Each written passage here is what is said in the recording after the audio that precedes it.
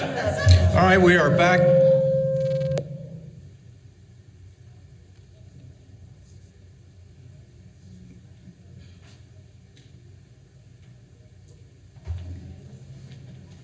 All right, we'll try that again.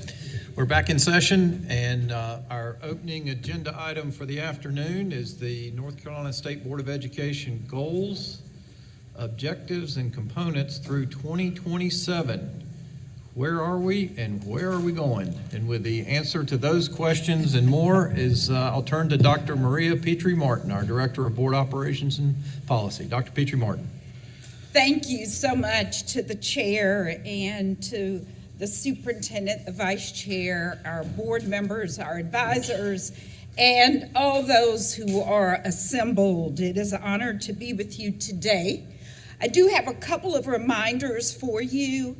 If you are using your microphone, just please remember to go ahead and push that button on, and it should show a green light that lets you know your mic is ready to go. Also, if you have not found Niner Wi-Fi, but that is how you would be able to get onto the guest Wi-Fi. And then finally, I'm sure you have located the restrooms here. We have restrooms through the side door on the left and also on the right. So those are just a few of our housekeeping issues for today. This opening session is just to remind us of why we are here today. We know that the state board goals have remained the same. We have 3 of them: to eliminate opportunity gaps between students by 2027, improving school and district performance by 2027, and then increasing educator preparedness to meet the needs of every child by 2027. Those goals have not changed.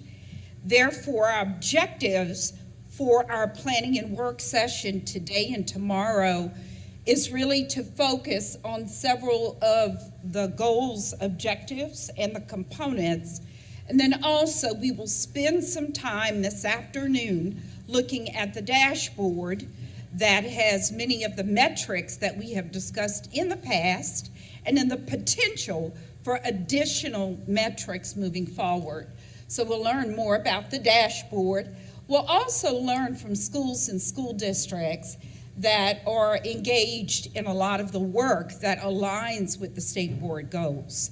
And then, of course, we will learn about NCDPI initiatives that are also aligned with those state board goals and objectives, and then any next steps regarding some of the information that you will hear over the next day and a half, specifically as it might lead to legislation, policies, rules, and advocacy for the state board. So those are our objectives. And if you recall, when you all approved the revisions to the components and the objectives with the state board goals, those were approved on March 2nd of 2023. And we had some guardrails that we used to help us during that process. We wanted to assure that we were aligned to the current and future work of the Department of Public Instruction. We wanted to use current data sources. You'll hear more about that from my colleagues, Dr. Korn and Dr. Cohen-Vogel, in a few minutes. Certainly, we wanted this to be a collaborative process across the agency, and we wanted to consider more outputs than inputs, and then also looking both at qualitative and best practices. So when you hear from local school districts or schools, very often they will share the best practices that they're using to move this work forward. So what are some of the areas of focus? Of course, with a day and a half, we are not able to delve deeply into all of the state board goals, objectives, and components. So we do have a few that we will take on during this planning and work session, and our hope is that each planning and work session, we are continuing to do that. So let's look at the ones we'll work with over the next day and a half. And I am sharing with these with you in the order that they will show up on our agenda. So this afternoon, you will spend some time with Dr. Jenny Korn looking at recovery data for academic performance. And of course, we know that this lends itself to our Goal 2 and these objectives, which all touch on academic performance for our students. So this afternoon, you will be engaged in looking at a lot of data, which is always exciting, but it always leads to a lot of questions. And so we look forward to that discussion with you today. Tomorrow morning, we will open up discussing educator preparation programs tomorrow. And that aligns with Goal 3, which is to increase our educator preparedness. And specifically, we will be looking at strengthening our relationships between the ed prep programs and our districts and schools. So we will hear a lot from UNC Charlotte and the Cato College of Education and the partnerships that they have with the NC Principals Fellows Program in our school districts in the Southwest. After that, we will move into a discussion of the redesign of school performance grades here in North Carolina, because we know that this is aligned with Objective 9 under Goal 2, which eventually is to take a look at the number of highly effective school principals in our state, based not only on our growth data, but also on performance grades. And so as we go through that redesign process, it's important to always remember that link.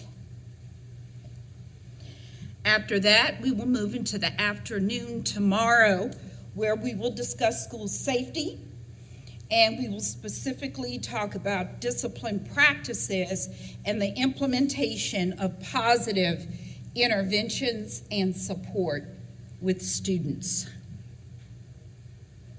And then we will wrap up the day looking at Goal 1, but Objective 5, and looking at increasing post-secondary enrollment, employment, and/or enlistment, and students being ready for those through Portrait of a Graduate.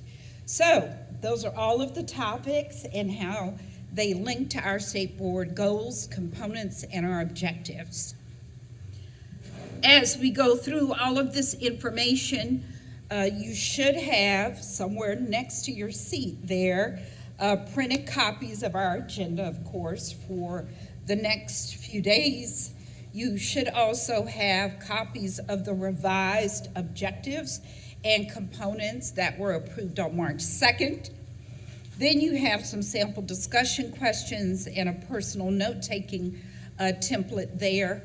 And then eventually we will have an electronic feedback tool for you to submit feedback. So we do have some tools of engagement for you.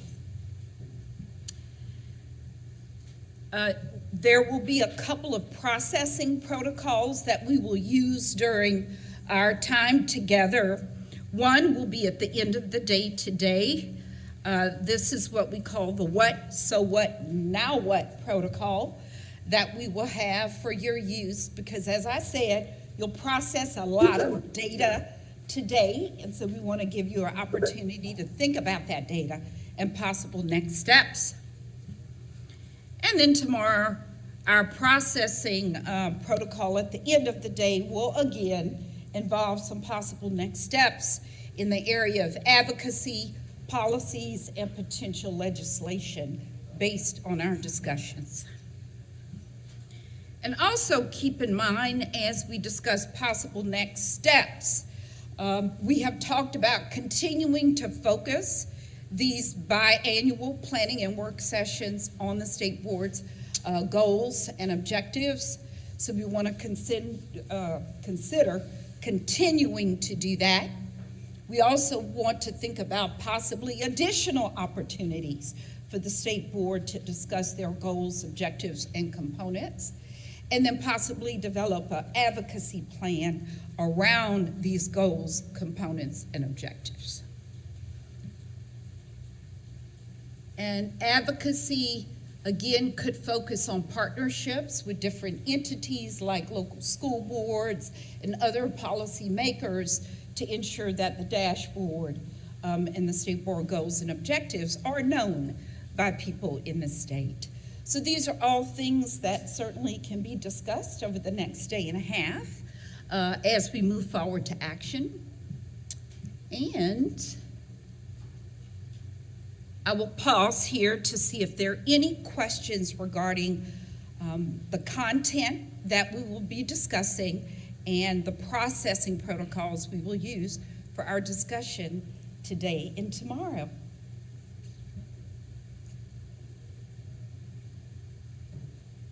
Okay. Sounds like a plan, hopefully. All right. So at this point, we will go ahead and kick off our agenda, and I'll turn it back over to you, Chair, for any comments as we get into our content for today. Okay, thank you, Dr. Petrie Martin. I think next up is the strategic dashboard monitoring tool, trends and upcoming developments. And I'll turn to Dr. Cohen-Bogle and Dr. Korn.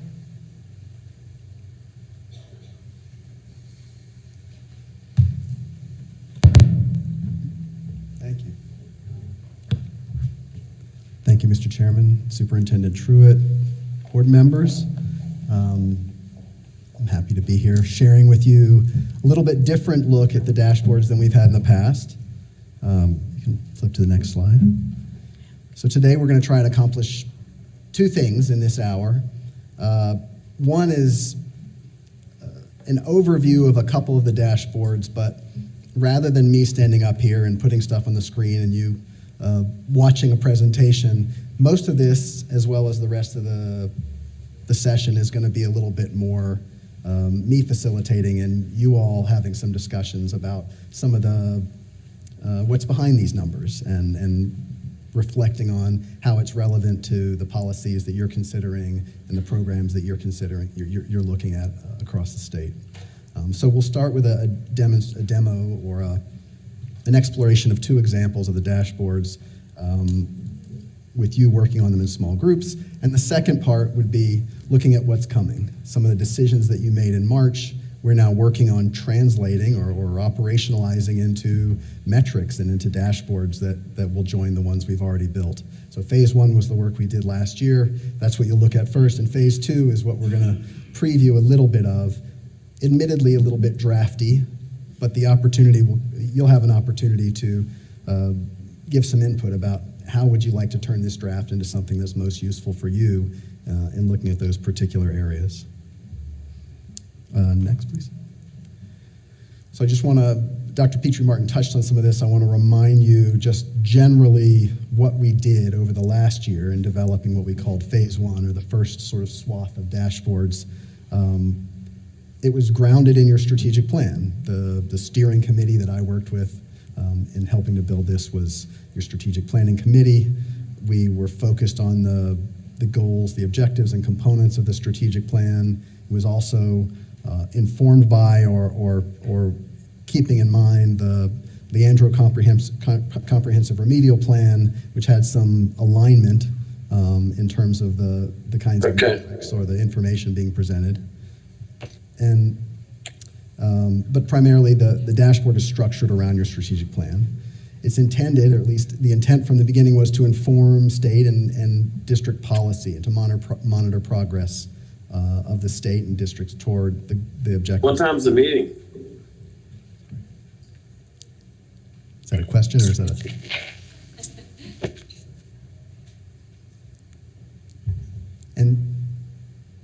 And I'll mention also that what Dr. Petrie Martin said, I'll repeat, the data come from public sources. The goal was to draw together from the wealth of information that's out there from a variety of reports, federal, state level reports, the salient points that are relevant to those specific objectives and components of your plan, so that it would be easier to follow that progress, to monitor, as opposed to going to all those different places and pulling out pieces yourself. Next, please.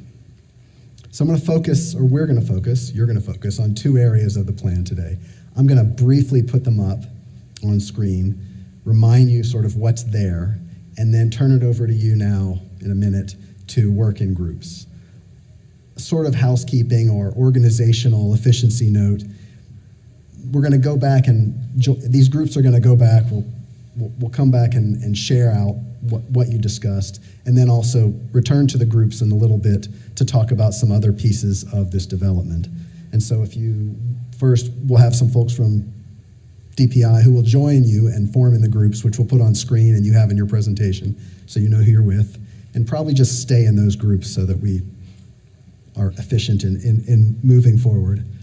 So we'll start with the exclusionary discipline. Okay, I didn't know if you wanted them to get in their groups first. I don't know if it matters. Sure. Let them, You want to get in the groups now? No. I Okay. can go back. It's okay. It's a little slow. All right. So I'm speaking, and Dr. Petrie Martin is navigating. We'll try and be as efficient as possible. So you've seen this before. We've talked about this. When you get in your groups, I'm going to recommend you stay focused on this state level tab that's here. There's a lot of information in these dashboards, and we're really trying to talk about conceptually what's valuable information, or how would you get value from this information, use it in policy decisions, policy discussions. There's a lot of possibility to dig down at the district and school level in a lot of different ways. But for purposes of this discussion, probably stay focused at the state level, because the questions we've put in front of you will probably be plenty to get into.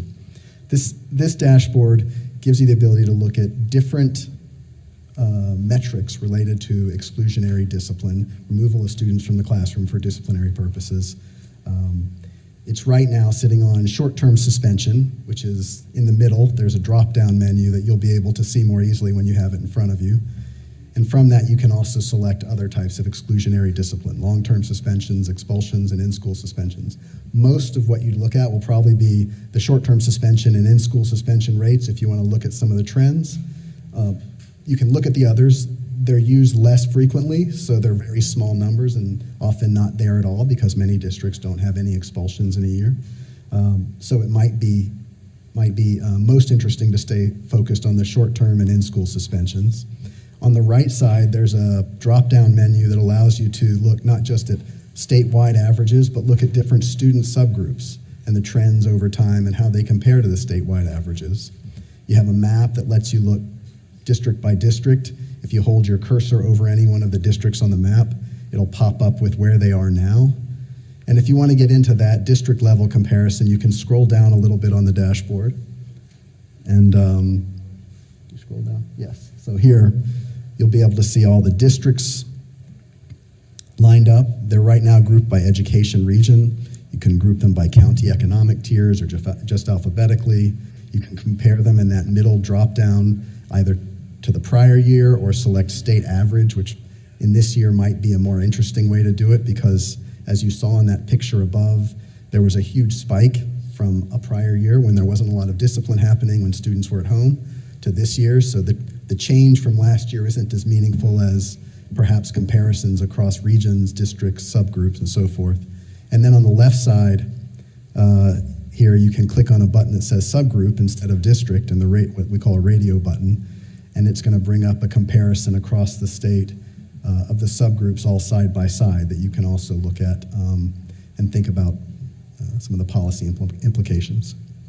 So if you want to go back to the presentation, the other one that we'll be looking at is chronic absenteeism. And these two probably are the two we've gotten the most, at least that I've heard the most discussion about since I started doing this, and also have some connection to each other. So chronic absenteeism is basically set up the same as the one you just saw. You can look at student subgroups. You can see the trends over time and the trends or the comparison across different counties, across different districts. You can scroll down and choose to look by districts or by subgroups and to group the districts in different ways and compare them either to prior year or the state average. So that's going to give you a little bit of playing to do as a group. And then we've put on the presentation, if you scroll down 2 notches, or go down 2 slides. We have some questions that we put in front of you. So you're going to explore these together for a few minutes. discuss these questions. What's most surprising in the data? What additional questions do these trends generate for you? What are some key levers, policy change levers, advocacy, legislation that might be relevant, evidence-based interventions to address the issues that you're seeing, or if you think we ought to be asking other questions of the data, other ways of presenting the data, by all means, that would be a great point to make as well. And so we'll do that for about 15 minutes and then share out to the larger group. So you have on your presentation, is it on page 5 of the presentation, the groups? They're also up here. And I guess if you were assigned to work with somebody who isn't here, maybe just join another group if there's not enough people, or if you weren't on this list, probably just join another group as well. Maybe find someone who doesn't have that many partners. For the people on the phone, are we going to share they have the access to the PowerPoint, can click on the links and see the dashboards, and then answer those questions. And if you want to write down some thoughts, and if you want to ask us questions later, certainly Dr. Korn or myself would be happy to talk with folks. All right, is that good? Getting groups. All right, so you should all bring chairs to the table here if you're in a group.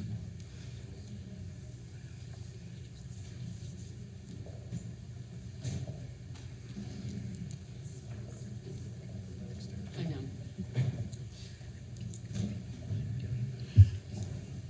Point of clarification, we are to record our questions just on anything, right? We're not capturing them any particular way? That's a good question. Actually, yes. If you would write down your questions and thoughts on a piece of paper, what we might do, I was thinking there would be a board up here, and I wasn't planning. Report out, and we'll just record, or we can collect all the paper afterwards. And actually, they're being captured right now. Oh, The okay, comments. good. Maybe to the questions. So, yeah, once I was gonna wait till people actually knew. I gave them an updated list. And you guys.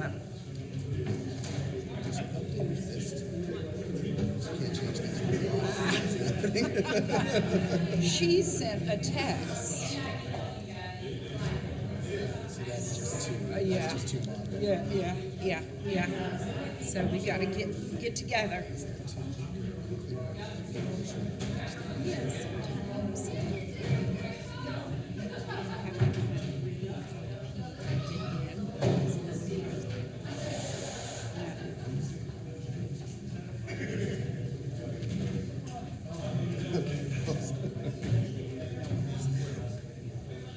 If you know, so because I know people. I didn't want to by saying this time that would say the last 3 times they heard from me. So. There you go.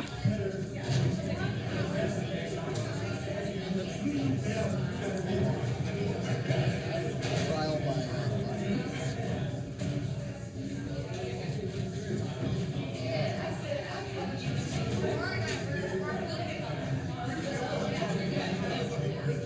And then what I would do is have people some kind of way report out. But the problem is they're gonna have to come back to the table because they can only be heard if they're online. Okay. So, Have the reporter. Or have the reporter come up to the podium. they could do that too. Why don't we do that? Now, That's a good idea. We should just have them come up to the podium.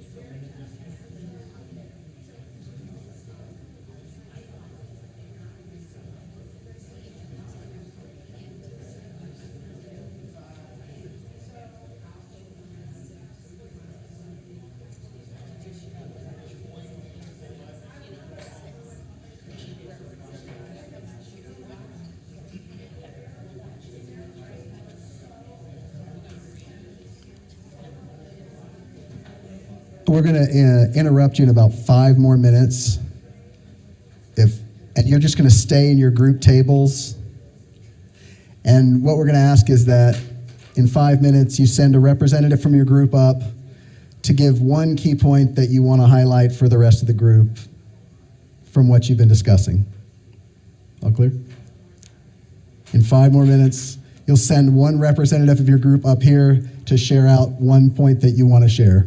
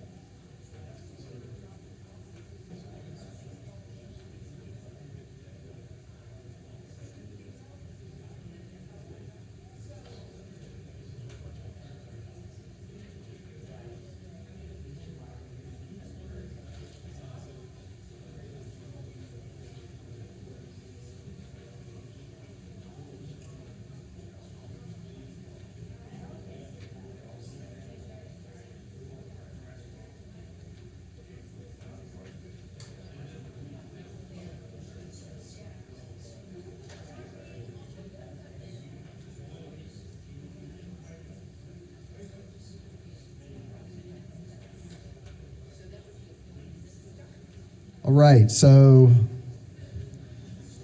we'd like to leave you talking more about this, but I'm going to ask that we have, 1, 2, 3, 4, 5, 6 groups. Going to ask each group to send someone up to share one point that you think you want to highlight of your discussions. Look, you're volunteering, right? Yay. Thank you very much.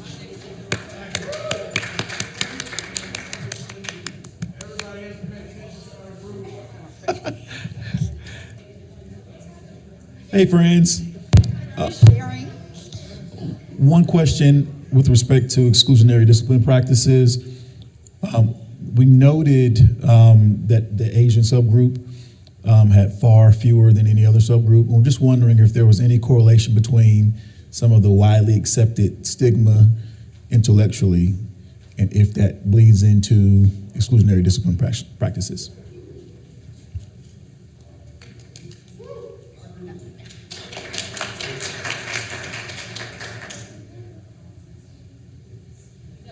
Who's up next?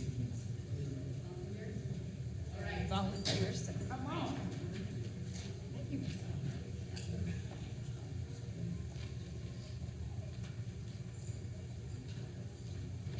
proudly representing the A team over in the left corner.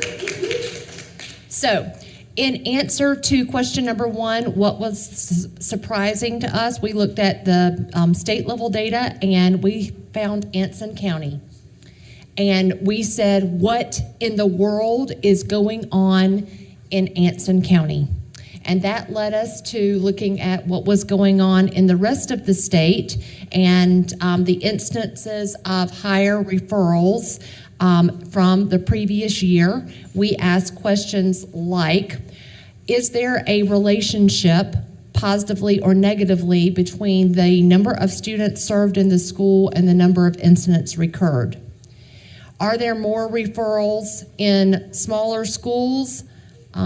Less referrals in smaller schools, but most importantly, we need to know and understand the relationship between our low wealth schools. In the counties across our state that you see the highest incidence of referrals. And we said that there are many things going on that relate to that. Generational systemic poverty, resources available in the community that are not portrayed in this data. Key levers for change. We suggested that school-level interpretation of system-wide policy leaves the door open to a wide range of varied practices. So a school, an LEA policy might not necessarily have trickle-down impact into each individual school because excellent school leaders do things while they follow policy. They have different levels of interpretation. But those two rock stars came up with the following statement. They suggested that perhaps we need to modify the current PDP, that's the Performance Development Plan for administrators, to include metrics for disciplinary practices.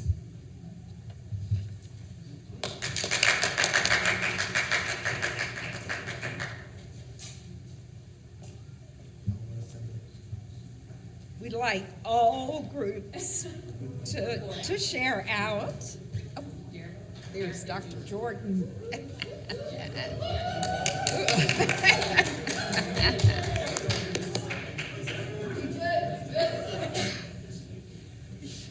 Better get it right, huh?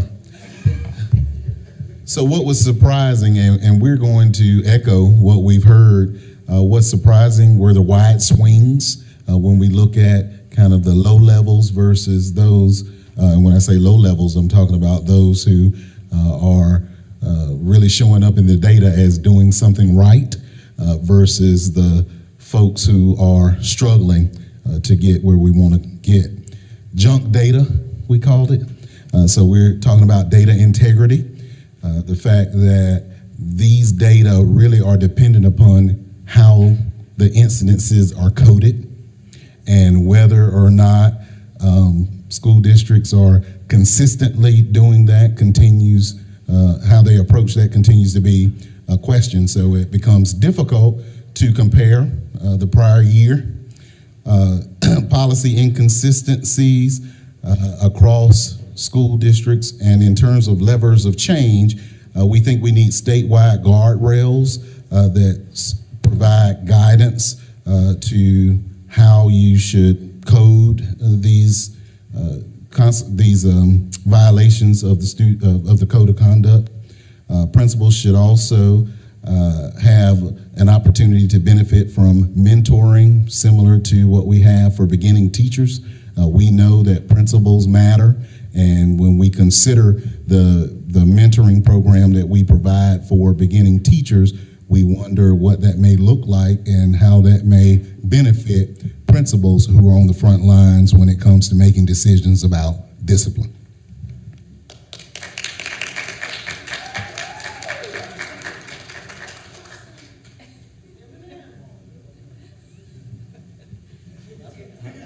I don't have any notes with me. I don't want to follow that guy. So I was in a group with Mr. Blackburn, Ms. Kamnitz, and Alexis. And so we actually looked at the chronic absenteeism data, and most surprising was the continued increased rate of chronic absenteeism across the state for kids, and then little teaser, we're continuing to work on that data with EPIC as part of one of our studies to look at absenteeism data over time. Additional questions that were generated is essentially how do we use that data really effectively? Like what's the role of DPI in looking at chronic absenteeism data? So as opposed to looking at individual schools, we actually talked about looking at it more broadly. So what does it look like for the state? What does it look like at the high school level, middle school, and then elementary level? Think about it by region rather than getting into an individual school, because there are some different business rules associated with attendance across the state and at the different levels. Perhaps some of the levers of change are in the work that we're going to discuss tomorrow around school performance grade redesign. We've talked a lot about chronic absenteeism as a measure, and so if that were to become one of the levers of change, then we actually have to have a conversation about some of the uniformity in business rules as we then begin to collect that data and then determine what it looks like over time. Additionally, then, thinking about evidence-based interventions. So this is specifically related to how do we make school relevant for all kids if one of the reasons they are chronically absent is they don't see value in what they're doing, particularly in the high school. And then how do we address it at the other level, whether it's elementary or middle, particularly around parents and things like talking about the importance of attendance and being in school, which I think we also learned from the pandemic, right? Being in school matters. So, all right, thanks.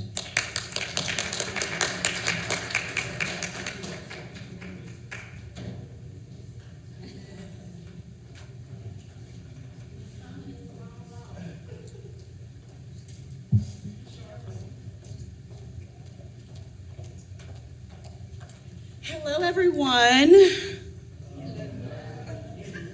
Let me try it again. Hi, everyone.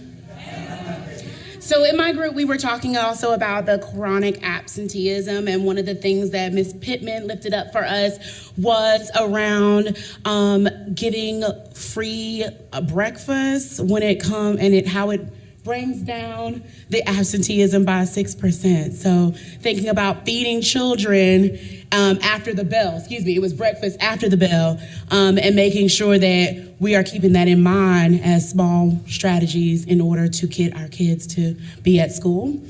We also talked about on the dashboard, I know for me as I was looking in, was like really making sure that it's clearly defined what that chronic absenteeism is. I don't know, I did have the question of like if this was outward facing to not just like districts, but the public, that we would definitely want to make sure that everybody has a clear understanding of what that is. And also the other part was making sure we add the link to the promising practice. So if we know that there is a school district that is doing it well, we need to make sure that we're sharing whatever that tool is. Like if I see that my district is struggling in this area, but I know that Alamance Burlington got it going on, then that's something that I could easily have access to and try to implement within my own district. We also talked about the expulsion part of the dashboard as well.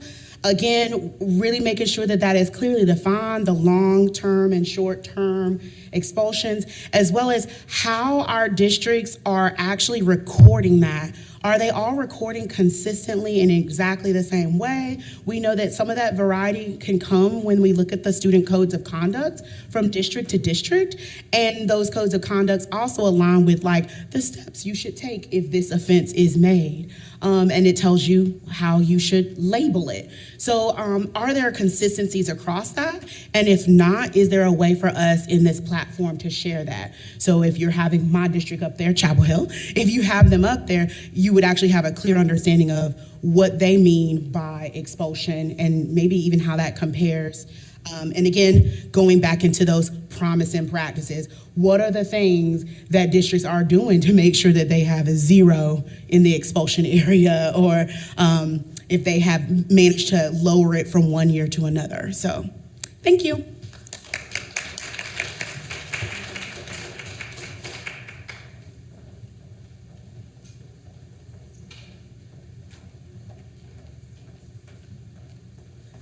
So I was over here with Chair Davis, Superintendent Truitt, and Vice Chair Duncan, and you know, we didn't really follow what you'd call a linear approach. It was more like jazz over there, and so, but I think we got down to some very important points. Number one is if you have 4 people and 2 computers, you want to make sure that you're both looking at chronic absenteeism and not chronic absenteeism and disciplinary practices, because that's not helpful.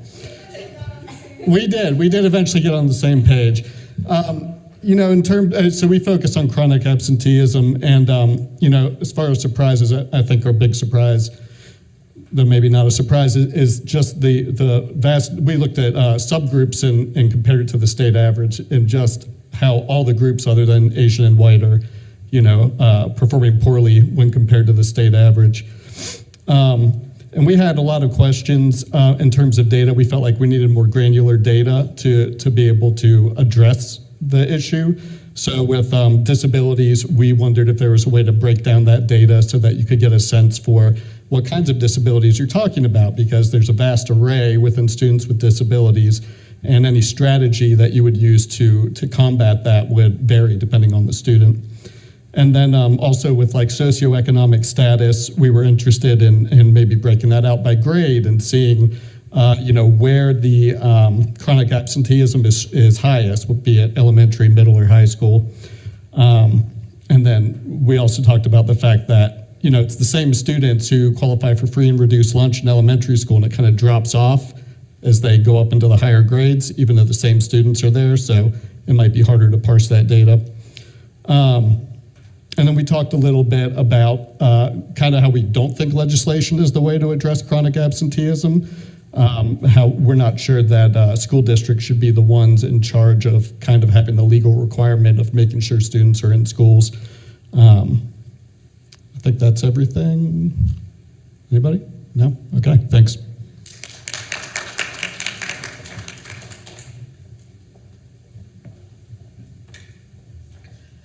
Wow, that's great feedback. Thank you.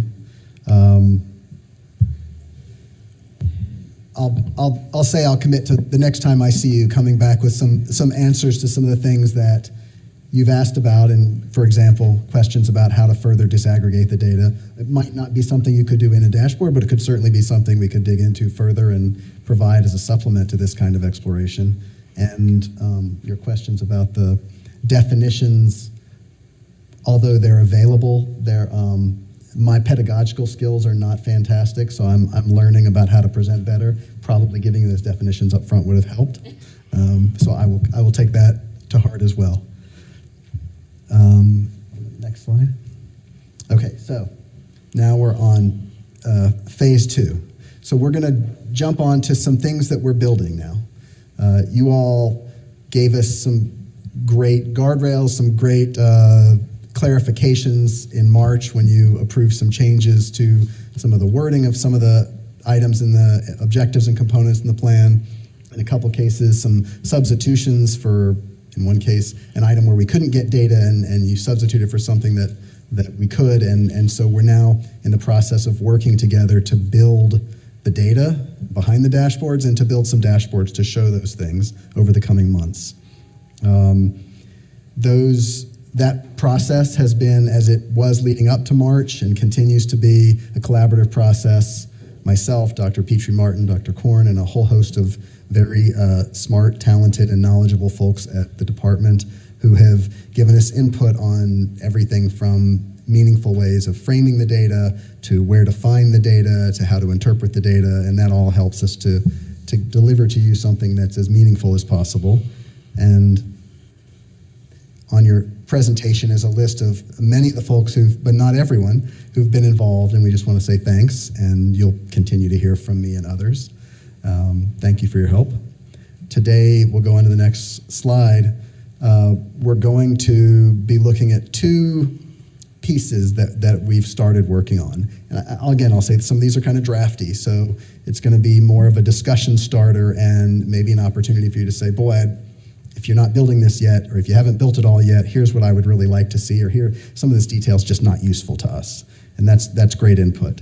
Those 2 pieces are going to be a component that was added in March that underscores the disciplinary issues you were just looking at, and that is to implement interventions to support positive student behaviors.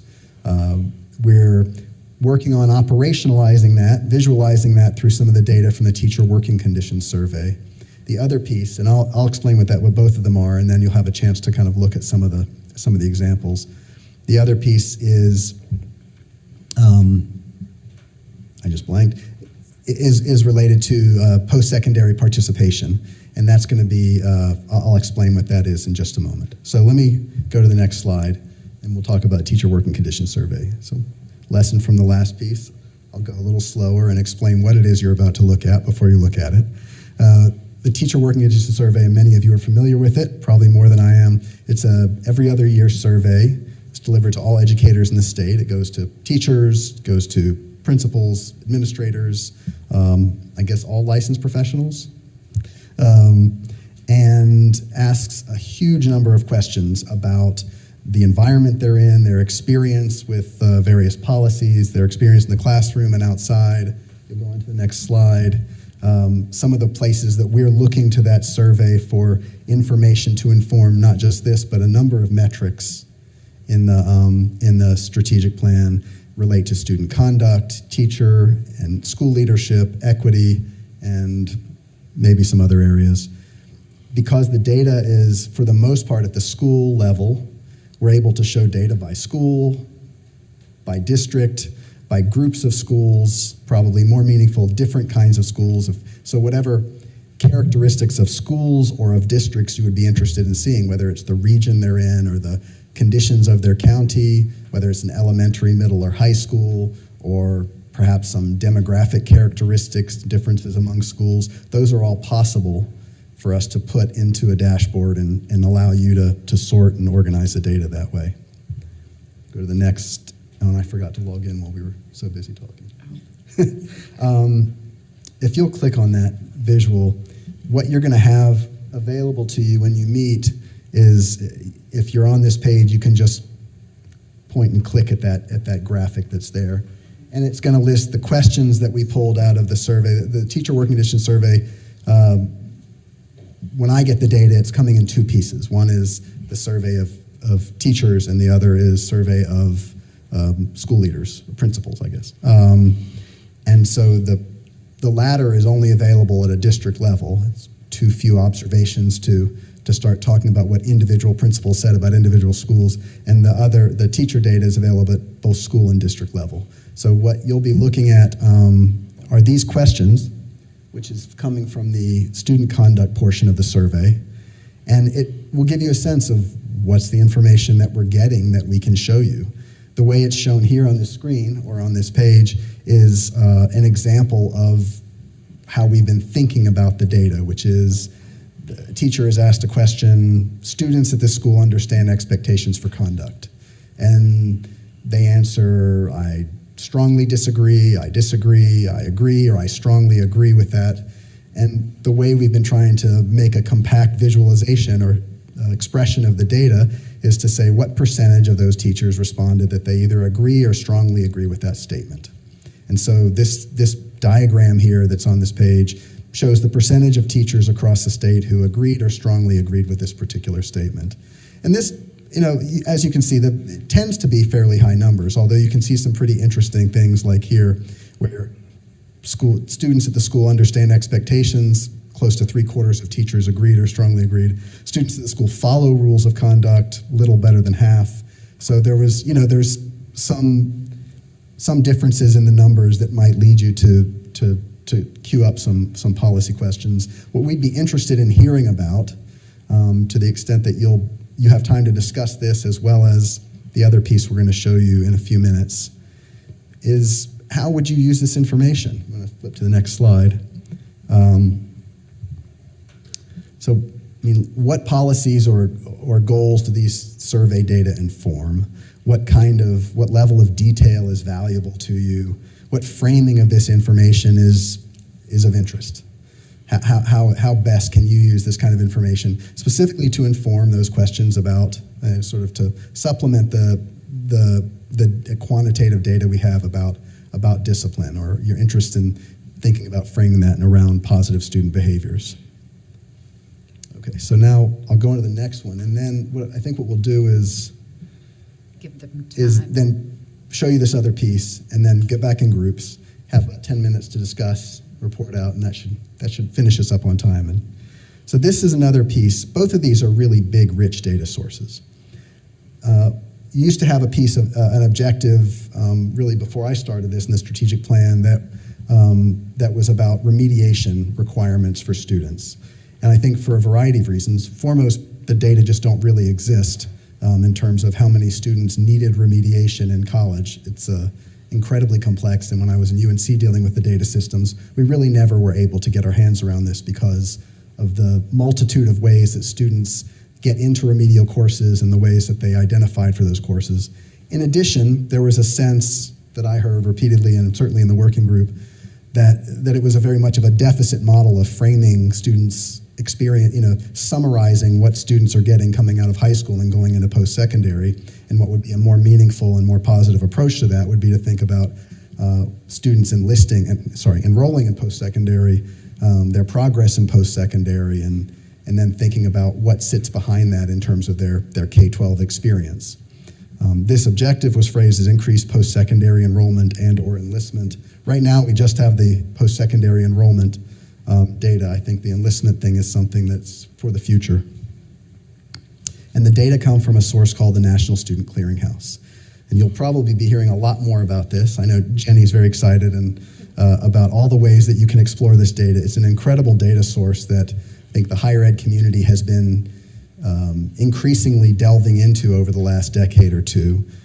It started years ago as an organization that was tracking students for student loan purposes as they moved from institution to institution or out of education and needed to be found to pay back their loans. It's changed over time into more of a research data organization and has had a lot of government and government and foundation funding to expand this purpose. And now something around 96-97% of all post-secondary institutions in the country report regularly to the clearinghouse. And what they're reporting is every student we have who's enrolled, what's happened to them, have they graduated this year, what program are they in? It gives you the ability to look at those questions. If you match that data to all the high school graduates from North Carolina, for example, to look at questions of where do they attend, what kind of institution do they attend, what kind of programs are they in, how long do they stay in? Yes? Is it also if they didn't attend? If you didn't find them in there, then you could be pretty sure. There will be a few smaller institutions nationwide they might go to, but for the most part, you could be pretty sure they're not enrolled in the U.S. in higher education. And then when they graduated and how long it took them. I want to mention, Jenny's mentioned this, that you may be hearing discussion in the upcoming about using this information in the school report card as well, and we'd make sure that we align whatever's in the dashboard with the same presentation, the same way of calculating the metrics as in the report card. One more. So the way we've looked at this now and are starting to develop it, thinking about what kind of institution students go to. Is it a 2-year or a 4-year institution? Is it a public or private institution? Is it in-state or out-of-state? All of those are possible. Be interesting to hear if all of those are relevant to your discussions, or if your interest is really, did they go to a post-secondary institution, or did they go in the North Carolina, or did they go somewhere else, or not at all? Because the data is all at the student level, when it goes to the clearinghouse and comes back, can attach whatever information of interest about students you would be interested in. Yes? If I go to a coding boot camp that leads to an industry-recognized credential, it's not going to show up in this. No, this is definitely all post-secondary institutions that are reporting to the clearinghouse. But for those that go to those kinds of institutions, you could look at the types of schools they came from, characteristics of schools, their academic background, their demographics, a whole host of information about the students. So it'd be interesting if you were to think about, as you discuss it, look in your groups, what of that would be interesting to know and how it would inform improvement. Next. So you're going to come to a page like this in your presentation, and if you'll just click it real quick and I'll sort of show you what's there. You'll click it and it'll open up a report. And this is really me clipping a few pages out of what are, I think, dozens or hundreds of pages of reports coming from the clearinghouse with tremendous amount of detail, but wanted to give you a sample. And so if you scroll through this, maybe down to the first page, that's one example of what you're going to see on this in this document. It'll show here students, male, female, in their college participation. On the next page, it has a breakdown by race, ethnicity groups. It will show, this information can be shown again in terms of their enrollment initially after college, their enrollment at any time after college in so many years, their graduation, and so forth. And then as you scroll through down to the bottom, the last page is a kind of presentation of this post-secondary participation data that we're accustomed to seeing a lot in higher education, and that is a kind of a trajectory for a particular cohort of students. So in this case, the class of 2015, the graduates from high school, these bars sort of show you their progress over time. The purple at the top is how many were not showing up, how many weren't enrolled as far as we know. And the bottom, the green there on the left, is how many were new to college. So, new to college. And then over time, you can see what's happening to them. The orange ones are those that started college this year, and they persisted. And over time, they either graduated here, right? Yeah, either graduated in red. They showed up later from the initial graduating cohort, the green. They didn't come the first year. They showed up maybe second or third year. Or the orange is showing the ones that didn't graduate, how many are still enrolled. And so if you put it all together, you can kind of get what we typically call a kind of a progression rate or a persistence rate of, by the end of this 6-year period or 8-year period, how many of this cohort of students got a degree, what kind of degrees did they get, how many of them are still enrolled, and how many of them either dropped out or never showed up. And so it gives you a sense over time of, to the extent that their sort of K-12 experience led up to that, it gives you some sense of how their preparation led to their post-secondary outcomes. Okay, so I think we're at the point where you can take over. So on the next page, there is a set of questions. These are earlier there were questions I showed you about the teacher working conditions data. We want to hear from you about what do you think about those questions? How are they going to be useful to you? What do you want to know about them or about the schools and teachers behind them? And then here we've got a few questions dealing with post-secondary enrollment and what you would like to know about that. So 10 minutes? 15. We can probably do 15. Okay.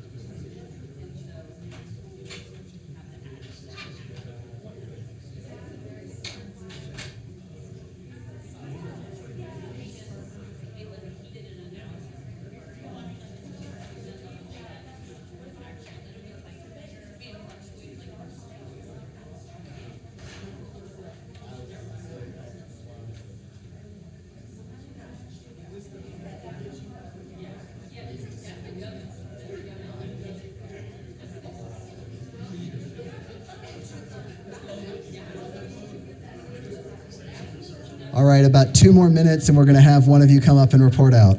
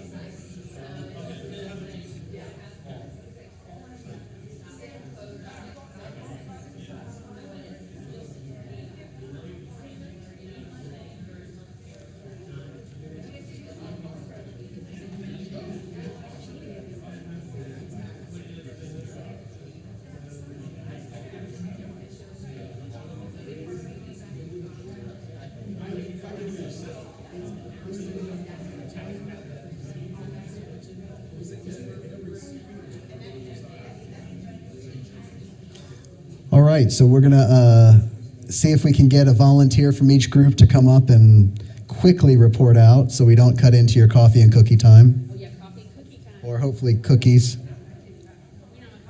I didn't say that, maybe just cookies. All right, first volunteer.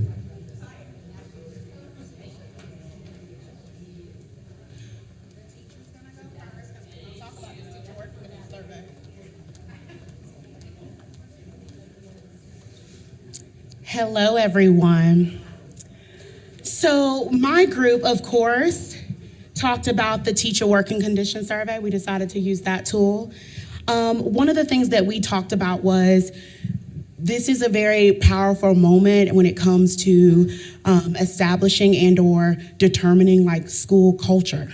This is a tool that many of our principals use within their school improvement plans and things like that. And so when we were discussing all of the things that we talked about of like how to use it, one of the things we said was, you know, not very often are teachers actually in a part of the discussion once the survey information is taken.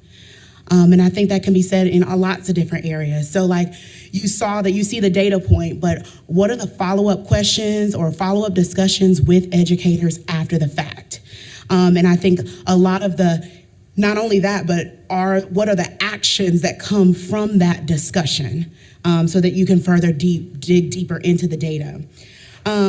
We also talked a lot about, like I said before, about how this is an opportunity to shift school culture if need be. And there is a lot of push behind the participation in the survey, right? We giving out gift cards, we're getting all excited, yay! And I totally appreciate all those things. I will say my educators and I, we appreciate all of those things.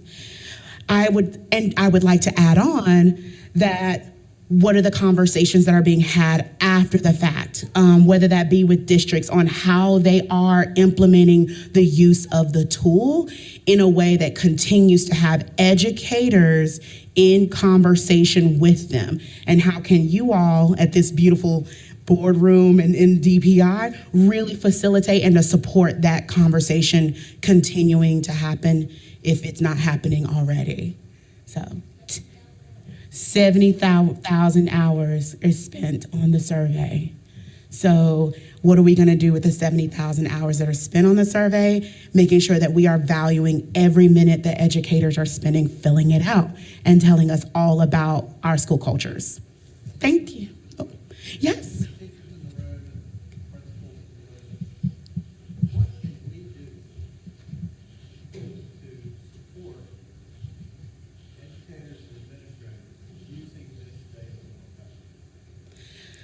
Thank you so much for your question, Chair Davis.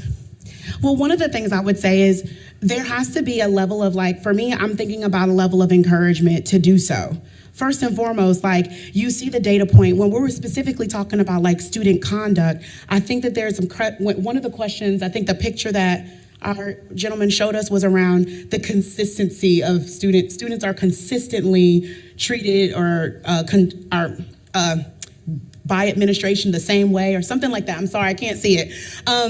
But like that, I honestly think really having a authentic and courageous conversation with our leaders in our districts can be helpful in moving things in the right direction. What were the steps that maybe it could be you sending out something that talks about the next steps after the use of or after the recipient of the survey results? Like, you see this happening, what are we gonna do now to shift culture? And here are some ideas of maybe things that other people have done. Here are some ideas to shift in this way. I think that our voices, there's a lot of powerful voices in this room, and that our voices can have the power to influence and change things in schools. So,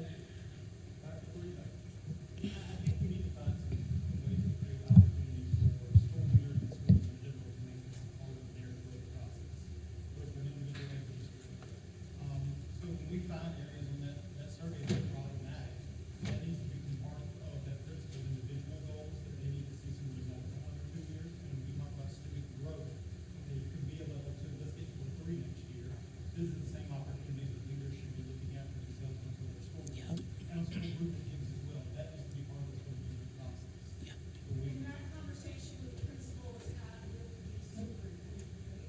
Your superintendent is having that conversation about your goals as a principal. So it would be up to your superintendent to say, let's look at your survey results and talk about how you can fold this into your goals. My goals and my school's goals, because they need to School improvement and your school. What should we do? Still think something that mandate. It goes to that work that we're talking about changing school accountability. And we've taken that as principal and talked about principal accountability as well. And I don't mind being evaluated today with doing things that I really do. Yep. So I want to be evaluated on school improvement. I want to be evaluated on how my teachers feel about their ability and whether or not they're coming back and staying in. Those are the things I want to be evaluated on. So we need to make that part of the game that we're evaluating on. So does that mean it's part of the principal evaluation standards, or does it mean it's part of the school compliance factors for principal? It's looking for boards to respect. Already spoken to in the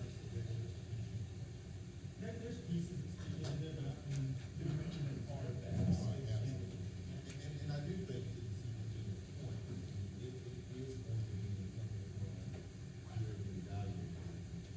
Not in all cases is that person is super.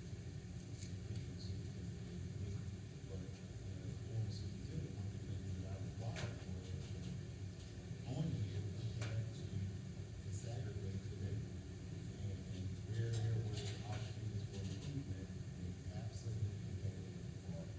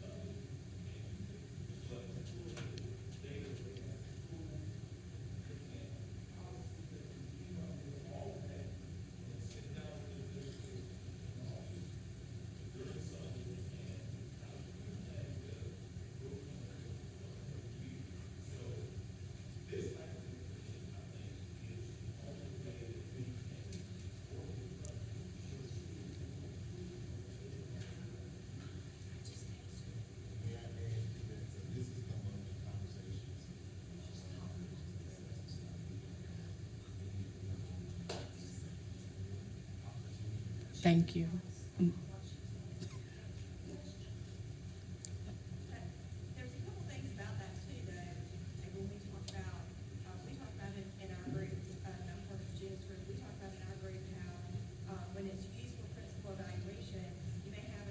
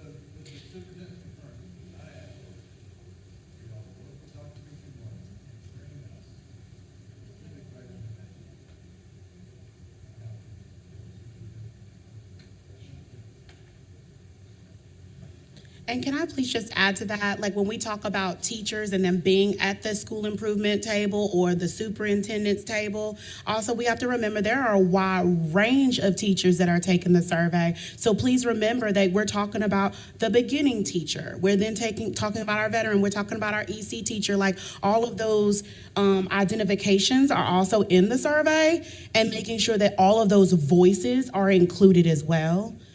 In what that school culture is what's going on in the school culture.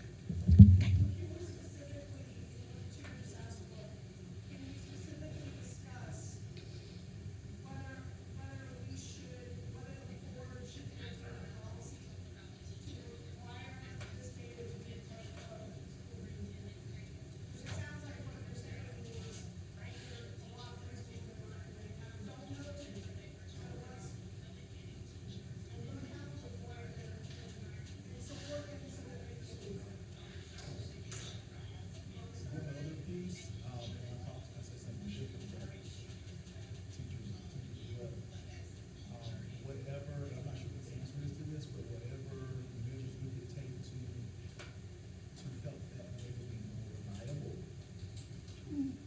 To your point about giving gifts and incentives. So I don't know if there are other people, if it could be facilitated by people other than the principal, that would be helpful. But I know that's, Tabari, what you got? I'm trying to be nice.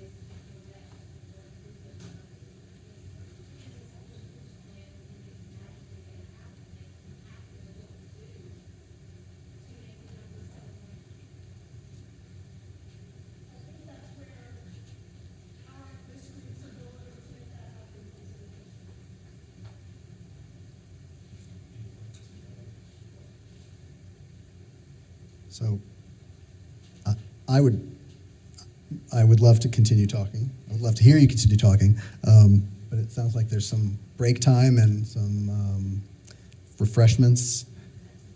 If you have other feedback about some of the things you discussed that we didn't get to, like the National Student Clearinghouse data, post-secondary information, please feel free to email it or come up and say something, or I'll be here, Jenny will be here. We'd love to hear it. But thank you very much for some great conversation. Break, 15 minutes.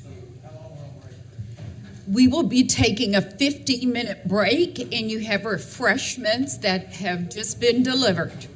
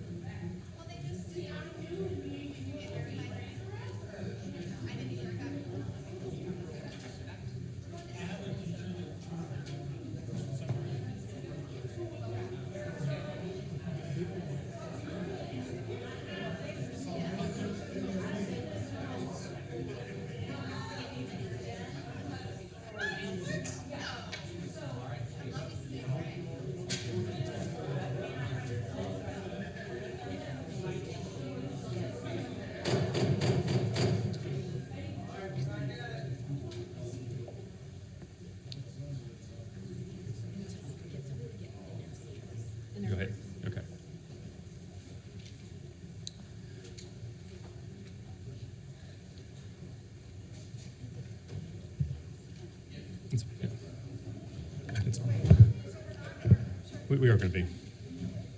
Yeah. We're back at it, and we get to finish off the day with Dr. Andrew Smith and Dr. Jenny Korn. Take it away. All right. Part 2 of the data conversation today. I hope you're all caffeinated and ready for this part. We're going to dive deep into some new data sets. We're going to try and mimic today an opportunity we provided out in the field so that we don't have to give you 500 pages of a report, but that you can get the abbreviated version of that today in a way that's meaningful, that's probably going to drive a lot of questions. And if you're anything like the previous participants in this work, you're going to say you want more time. And so this is meant to be a primer for the work that's ahead, looking at the data around the recovery analysis. So let's see, sorry, I'm up here. Go to the next slide. So I'm going to provide a quick overview for what we did with the various groups across the state.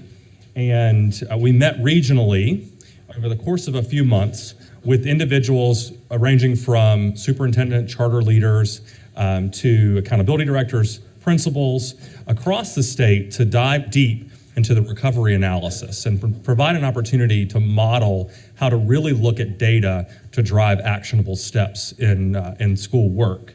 And so here are a few of the outcomes we were looking for. So important to know, we really wanted to increase awareness. There are all types of data sets. We're not going to get into all of them today. We're going to get into just a few, but there are tons out there for districts to look at to really drive their work. And what we found was that, by and large, they hadn't seen all the data tools that existed. Your very own strategic planning tool is new to some districts as well, and it's rich with data. So some of this is exactly exposure for these leaders.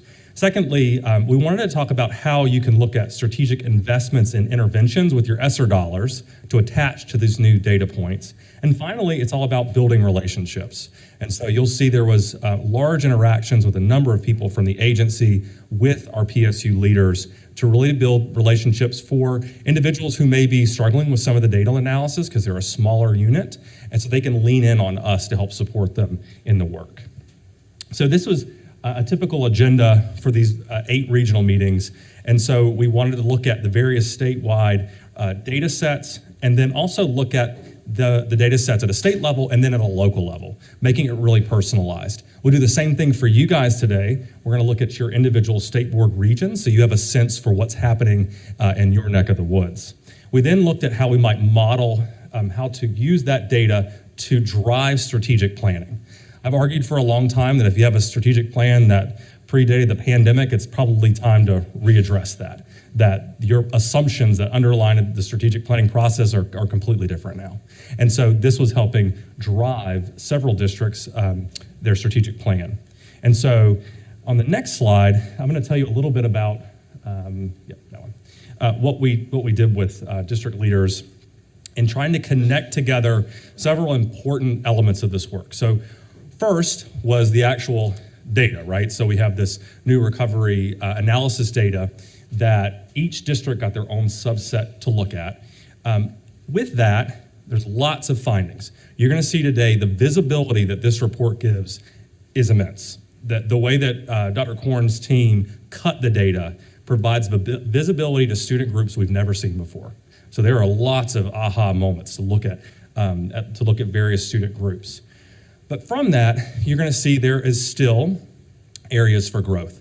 And so there's a bit of a statistician lesson coming soon on effect size. But by looking at the data loss, looking at the recovery analysis using effect size, we can then tether it to interventions that we know work. And so we provided them with resources like our own DPI's Promising Practices Clearinghouse, where we know interventions that work. What Works Clearinghouse, that's a national resource, and others to say, for example, if you have a negative 0.2 effect size in a certain student group, here is an activity or an intervention that's positive 0.2 that could get you back to 0, or more importantly, do one that's 0.4 and accelerate your kids. But by having that common language, we were able to say to them, here's an intervention that specifically works, for example, for your 3rd grade students in rural settings. and here's an intervention that works. And then the other power, I think, of OLR is talking about how to use your ESSER money to do that. So we're easily able to say at that point, here's your money, you've got X amount of dollars left, here's an intervention that worked, here's the data we know, put it all together, and we hope that changes student outcomes for kids. So we basically did that 8 times. Jenny's team did. I was only, I think, on 4, but her team did all across the state. And so I mentioned this before. Go to the next slide, please. These are just some of the data sources. Obviously, the recovery analysis, the National Student Clearinghouse, which we've already talked about, Employment Outcome Dashboard, NC Tower, My Future NC's County Profiles. These are all new data sets to some of our leaders that can really inform their work. That's also super personalized as well. And I've kind of walked through how we might how we use that data with them to look at next steps for strategic planning. So on the next slide, just as some quick visibility, this is the team, small but mighty team over in OLR that's helping lead the work that went around. But it's important to know that it wasn't just them, that we had agency-wide buy-in. So there were individuals across the agency. Our wonderful regional directors were there as well to help lean in, for example, on early learning. So we had our early learning experts there, federal program experts to help support the work of our PSUs. Here on the next slide, you can just see some quick feedback. And I just want to note kind of a few things. We really wanted to make sure they got important resources. We felt like that resonated with them, that they can make decisions based upon that data, and then finally, that they've got new information and skills. And we felt like we were pretty successful in that process. But important to note is that we were able to get in front of 350 folks across the state, and also interacted with 30 of our DPI staff members. And so this all took place from February to March 29th and is now going to happen again today on May 3rd with you all in an abbreviated version so that you can get some sense for what they experienced, as well as try to digest this without reading all 500 pages of the document. Yes, ma'am. I could get that answer for you. Yes, I don't have the exact number, but I mean, I would say close to 80% across the whole state participated, and it literally had so much to do with the partnership with the regional directors. They got the word out, they got the kind of venues for us, so it was very collaborative, and when getting registrations in, they were the ones out in front kind of making sure it was visible. It was a great turnout. I was really proud of the work that we did. We did. I mentioned today to the board chair from CMS, we had five district leaders from CMS show up. We had 5 district leaders from Wake, Guilford, so we did, and it was small and big. So I was, because the data is complex and new, I think they were really interested to be able to sit and ask us questions. There was a lot of team time during the sessions. Can you go back one slide? So the orange color was neutral and the strongly disagrees with blue. So the overwhelming majority of people who participated in this said that the information provided important resources will assist in the decision making and that the gaining new information is good. And then I think the next slide is where we've got just a couple of quotes. So really talking about having leadership from DPI in the room while they're looking at new data, and from across the agency, having federal programs and EC and CTE there with OLR. I think really an OEL, Office of Early Learning was there a lot. I think it was modeling, again, this idea of modeling the behavior of the districts. They should be working cross-discipline, just like us. And look, I don't know, it was really well attended. They wanted more time. It was a lot. Like what you guys are going to see, it is a lot of stuff. And so they were like, this could have been like a 3-day session rather than a 3-hour session. And to that feedback, we heard so much that they needed more time that there were 2 webinars that were offered to go deeper into this just for accountability folks who would really look at some of the more granular level of this data.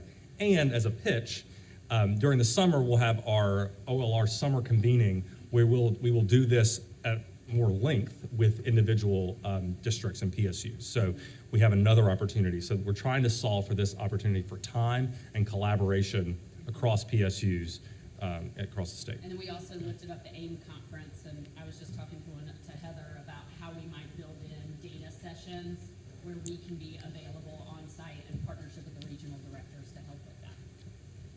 All right, with that, I'm going to turn it over to Dr. Korn to walk you through this analysis, and I'm going to give you a small version of this document for each group, Yes. so that you can, if you don't have it online, you can look at the paper. And so it might be good if you guys want to go ahead and get back into your groups as I walk through the data with y'all so you can have it. Andrew's we printed out, I don't even know, maybe eight copies, but it's also available linked in the deck. So we've got the full report here on, let me look and see what slide it is that's got the excerpt, the small.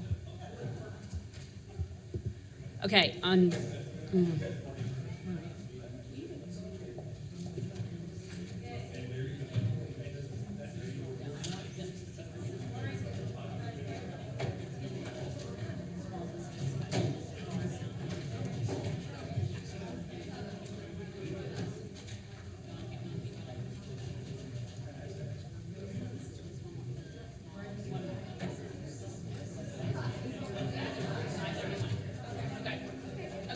if you guys go to slide 31, you can click on the report excerpt, the handout. Okay, slide 31 gives you the link to the handout. All right, is everybody ready? All right. I love it. I love the enthusiasm for the recovery data. Okay, so if you guys go to slide 31 in the deck, that's where the link is to the handout that Andrew's given you. It's an excerpt of some of the graphs. So slide 31. Maria, will you go back up to where we were? Slide 31 has the link that you might want to look at. Okay. If you go to the next slide. Yeah. Okay, so this is how we started every regional meeting, by giving everybody my own personal mantra about data is not about adding more to your plate. It is about making sure you have the right things on your plate. These sessions, my friend Lynn Barber shared this quote with me right as I was kicking these off. These sessions were about bringing the data to the people. It was not about holding it in Raleigh. It was not about staying in Raleigh. It was about getting out into the field and talking to district level leaders about this data, helping them unpack this. And I will also make sure the board's aware that we just did this similar presentation to the K-12 House Committee at the legislature a week and a half ago. So we did the same statistics overview with our friends over at the legislature. Okay, if you go to the next slide, Maria. So the next slide, we're back up to slide, I think 12 right now.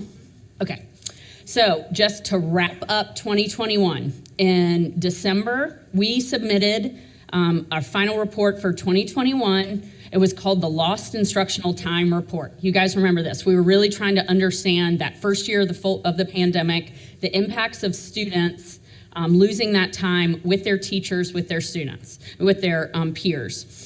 And so we submitted the final report. We added some new interactions based on feedback from the field. And so you're going to see a similar sort of breakdown. If you go to the next slide. So you guys will remember, we came and Michael and I presented we presented on the Lost Instructional Time Report.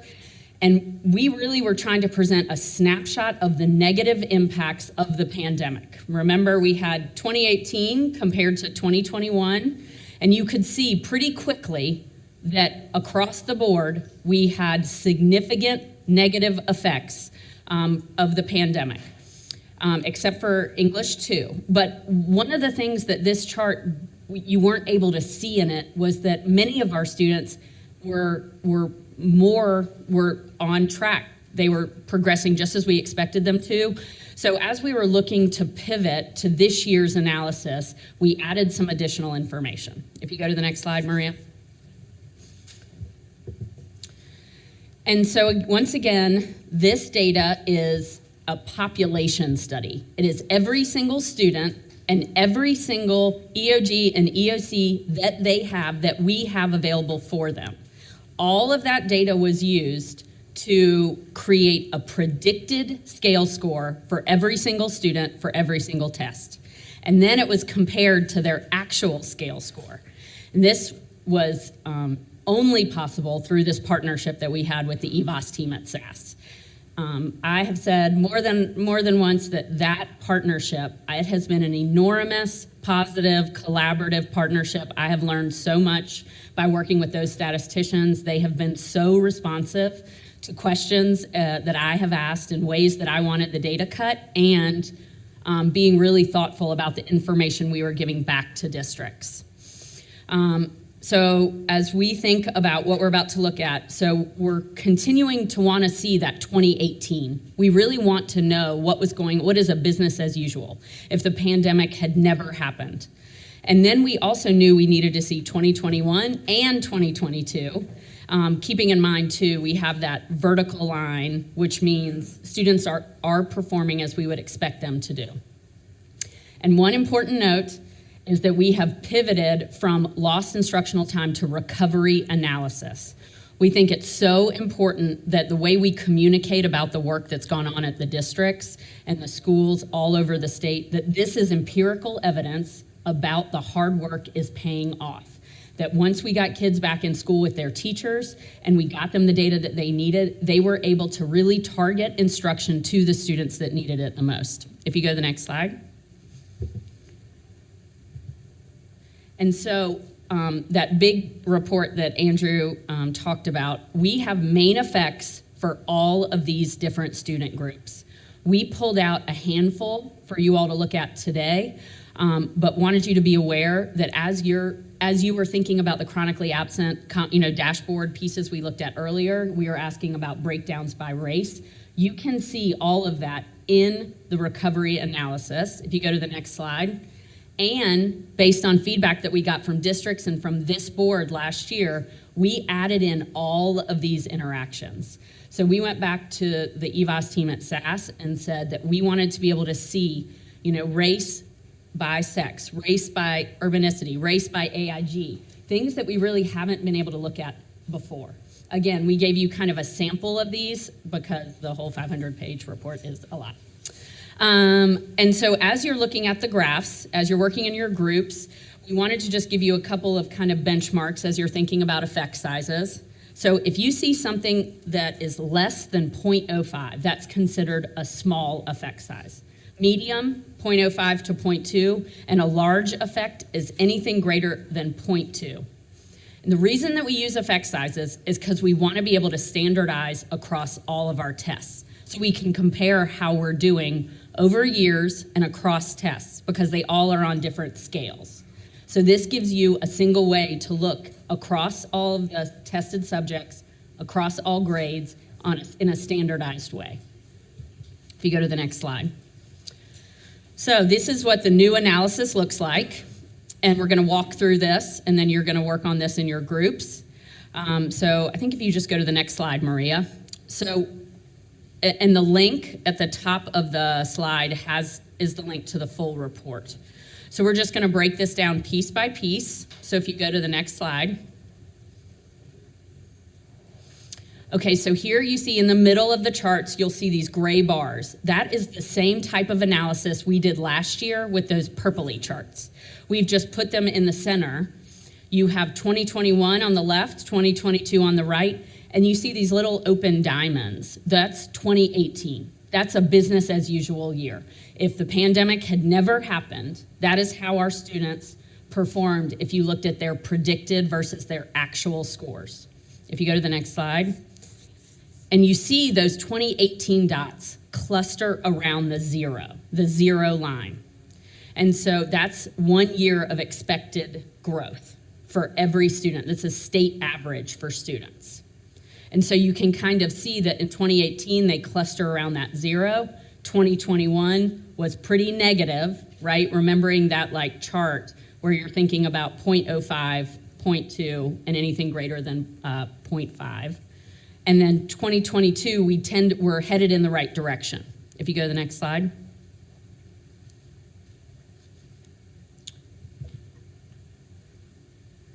And again, you see that 0 line, so you're looking at how far positive or negative something is from 0. If you go to the next slide, we also added in so that as a state and as a district, you could see the student distribution. So here, this is the proportion of students that had varying levels of positive and negative effects. Purple is good, blue is bad. It's a very kind of basic. And again, you can see in 2022, a higher proportion of our students were in purple. That means they had positive effects. They kind of made progress above where they were expected to be. If you go to the next slide. We also included, for every single graph, we included the actual effect sizes and the end sizes. And so the thing that a lot of our districts have been doing is basically taking the difference between 2021 and 2022. And so we've been providing these effect size tables to all the districts also. If you go to the next slide. One more. And so here, one note, right now we do not have Math 5 or Science Grade 5, because in order to create those predicted scores, you need to have the equivalent of those assessments for at least 3 prior years. And we don't have that for Math 5 or for Science 5. So we will be able to get those later, but we don't have them yet. And we also, Maria, if you go to the next slide, keep going, that's science, one more. And then, as Andrew mentioned, we also have this broken down by region. So with that, we want you guys to be looking at either the handout or, if you go to the next slide, I think 2 more. This one, yep, thank you. So, bringing it back to your state board goals and objectives. We would like you in your group to pick one objective to focus on, because it's a lot of stuff. So we want you to either pick like all tested subjects, which is grades 3 through 5 math, and ELA, EOG by subgroup, or just math, reading by the end of 3rd grade, high school reading, so English 1, or science, and then just look at those assessments in your group. So first step is going to be picking an objective you want to focus on, and then we want you all to have conversations, if you pick science, looking at the different subgroups. We want you to just take a minute to think about, look through the data on your own. What are you seeing? What's jumping up? What's jumping out at you? What data points encouraged you? What concerned you? What was surprising? I think another question might be, given our earlier conversations, what are connections to the conversation we just had about the dashboards? And then which students need the most support? So we're at 3:23 right now, Maria. How much time do we want to give? Like 15 minutes? And then do a report out. So we'll have one person from each group report out. So first thing, you guys pick an objective you want to focus on, and then just find that chart, and I can help you if you need. Yes, ma'am. Next slide. Oh, yes, next slide. Thank you, Andrew. Ta-da. Thank you. Does that make sense? Yeah, we're going to circulate to help.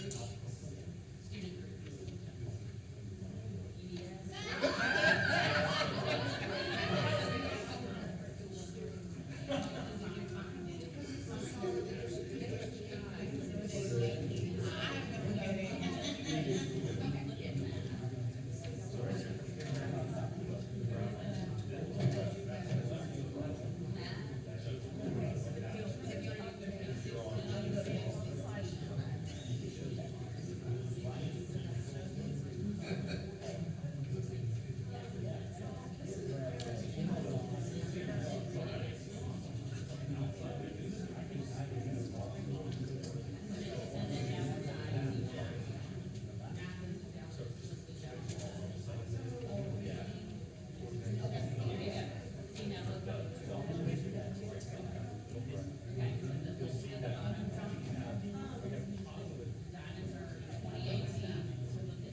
me,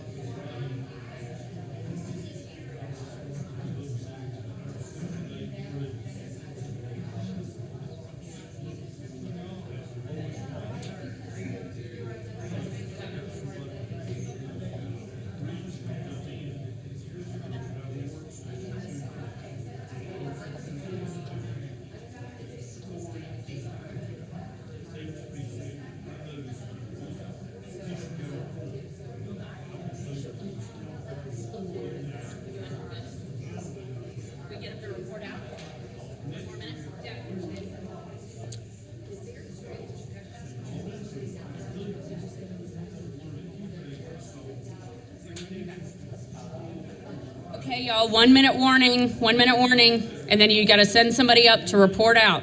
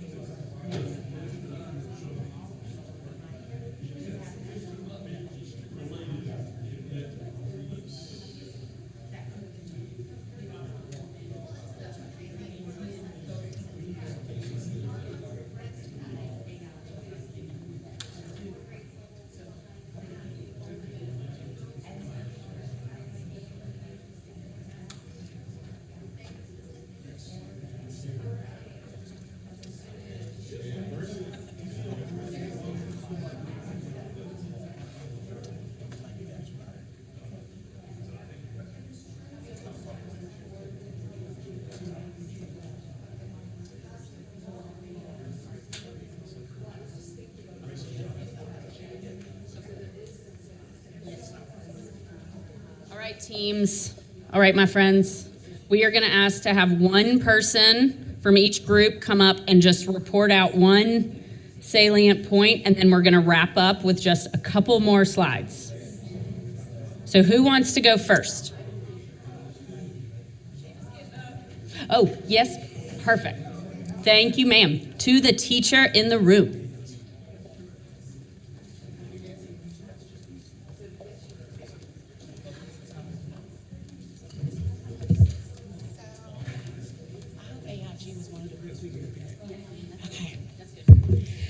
All right. So one of the things that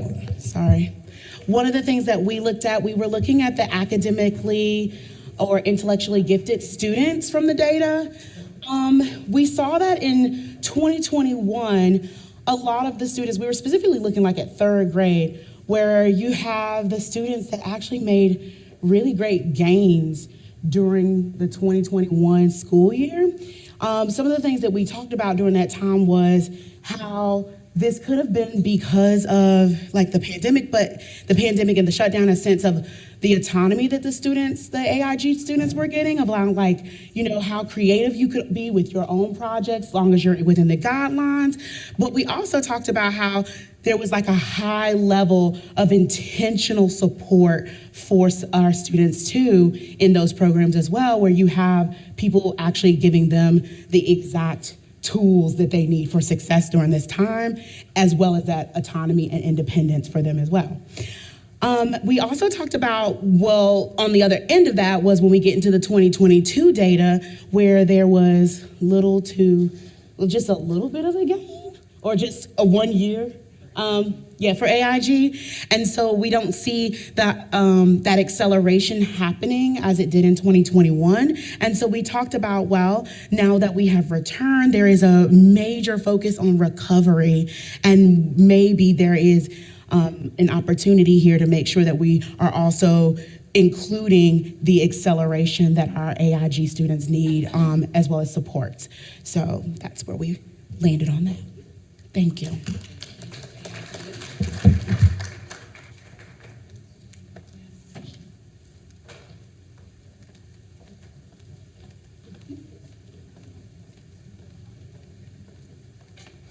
So our group could not find grades 3 through 8 math, so we focused on grades 5 through math 3. Oh, same, awesome. And we really kind of got into the weeds about the how of the data and what exactly, how exactly was the data calculated and what the effect sizes meant. And we talked about the fact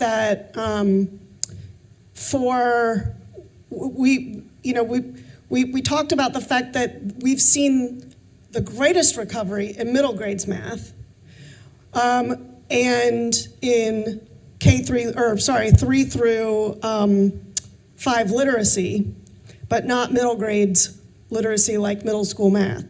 And then the vice chair asked Dr. Korn about why did we see such a loss in math and such a gain in math. We talked about the research about, or the observations about how difficult it was to teach math in a hybrid and a virtual setting as compared to other subjects.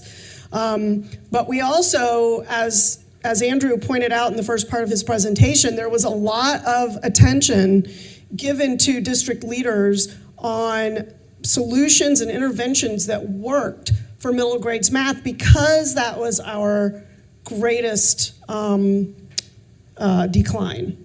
And so that then, begs the question, what are we going to do about middle grades literacy and high school literacy? And so sometime soon, we will bring to the board we will share a meeting that some of us had recently with the Lexia people who do the letters PD for our pre-K through 5th grade teachers, because they have an adolescent literacy, or they call it 6 to 8 plus, because it's for middle and high school teachers. And it is a solution, it's a very different solution that is than what we saw for our elementary school teachers, but it is a solution grounded in the research around adolescent literacy and the science of reading. So we look forward to sharing more about that, and you can bet that's going to be part of our legislative ask in the short session, because this is something that teachers are begging, middle school teachers are begging for some kind of intervention for middle grades literacy. And it can't just be, it has to be reading across the content. It cannot just be ELA teachers. Gina, am I right? What you said.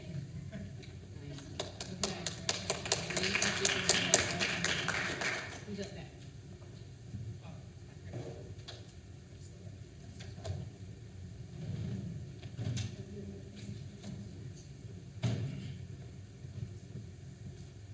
Okay, we looked at students with disabilities, and we started with math.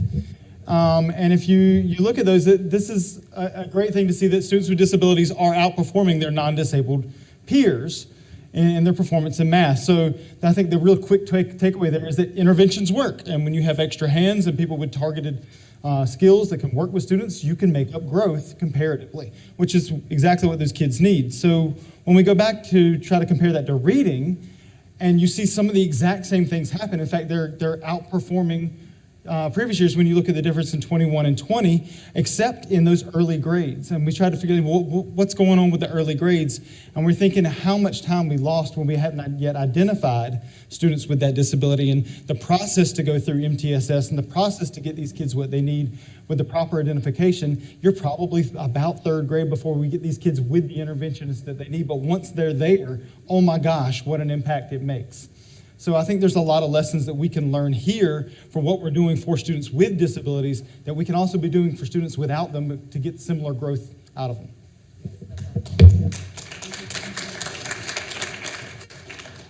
And we got a lot of questions, or we talked a lot in those regional sessions about this data helps us see what is going on, but not why.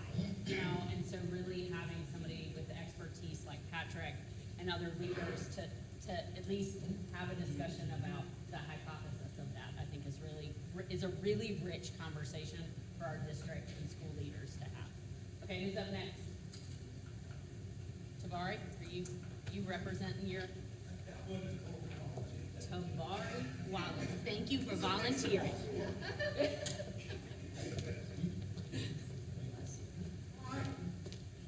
Well, one glaring thing that we noticed was if you look at your reading, economically disadvantaged, your ED, in 8th grade, they outperformed their non-ED.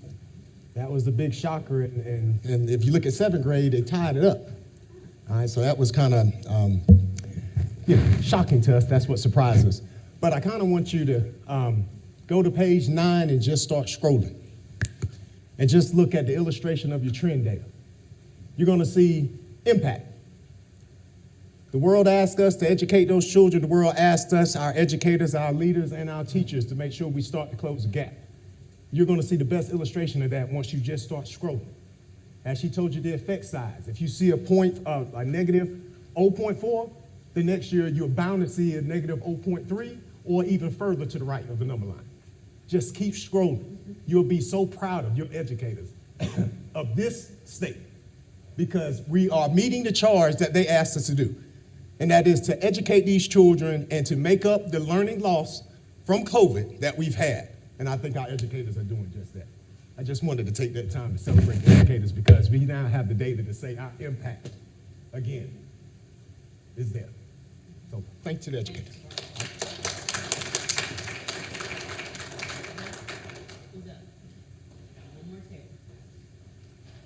Oh, no, 2 more. We don't have anything to do with that. Is that your final answer, Mike? Come on. We really didn't either, because some other groups, some other groups lifted up the middle grades math. And one noticing was that our SWD students did outperform with regard to effect size the non-SWD students in 21, but that rate slowed down greatly for 2022, and the non-SWD students caught up. And just as one of our colleagues said, that interventions work, that can be a double-edged sword. As we all know, in the world of MTSS, that core instruction is where the bread and butter is. We have to condition our teachers to understand how critical it is to err on the side of acceleration across the whole spectrum, intervention and core.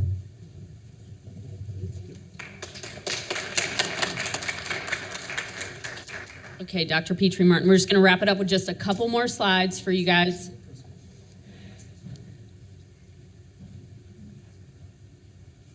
Yes. So one of the ways, and you guys just dug into the details of these reports, and we were, again, trying to kind of replicate and model what we did out in the districts. But this slide, we think, is a great way to present the data in an immediate snapshot. It is that idea of what is the magnitude of recovery as a state. So one of the things that we showed to our districts, and here immediately we color-coded the effect sizes, small, medium, and large, and you can immediately see some of the things you all were picking out about where our biggest kind of the most progress that we made. We made progress across the board, but really here, these kinds of tables allow you to visually see pretty quickly where, as a state, we had the most gains. And so we are providing these exact same reports to every single PSU in the state, in addition to these deep dives, because they need a way to talk to their school boards and their parents in a way that makes it a little bit easier to understand than all the crazy charts I just showed you guys. Okay, if you go to the next slide.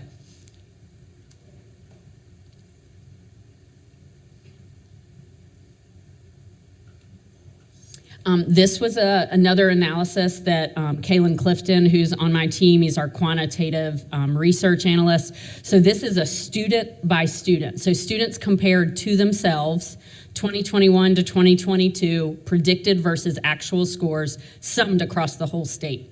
And so, and again, because this data is so complex and so rich, we want to be able to provide that information as an agency to our district and school level leaders, but we also want to be able to have a relatively quick way to talk about the work that's being done and the progress that's being made. And so one final example of this. So this is a summary by months. So last year when we submitted and we provided the lost instructional time report, one of the white papers that we kind of converted effect sizes into months, additional months that a student would need beyond like what they typically get during a school year, how many additional academic months they would need. And so again, here you can see the progress that has been made in terms of time. These teachers and these principals and these communities and families have done the work you have asked them to do. They are on the right track. We still have work to do, you can see, but this message is what we took to the districts and to our charters, and that we know we wanted to bring to the board and to the legislature also, because the supports and the work that's been done really deserves this kind of recognition and kind of empirical evidence. So appreciate everybody's time. I know that was a lot, but now y'all just went through the exact same thing that we did with all of our districts too. So, and we know that that's important for the board to know the work that we're doing out in the field. Yes, sir. Oh, yes, sir. So what we've got here is the 2021 data is in the dark blue, and then the 2022 is the purple. And here, these are additional months. So you'll see, like, for example, in Math 1, at the end of the 2021 school year, because based on effect sizes, students in Math 1 needed an additional 15 months to get back to where they should have been had the pandemic never happened. And so you can see here that the teachers and the principals and the tutors have reduced that down to an additional 9 months. So we still have some students, and this is average, state average, so some students are totally fine, which you can see in that student distribution, but on average across the state, students need an additional 9 months to catch up to where they would have been had the pandemic never happened in Math 1. Any other questions? All right, thank you all. So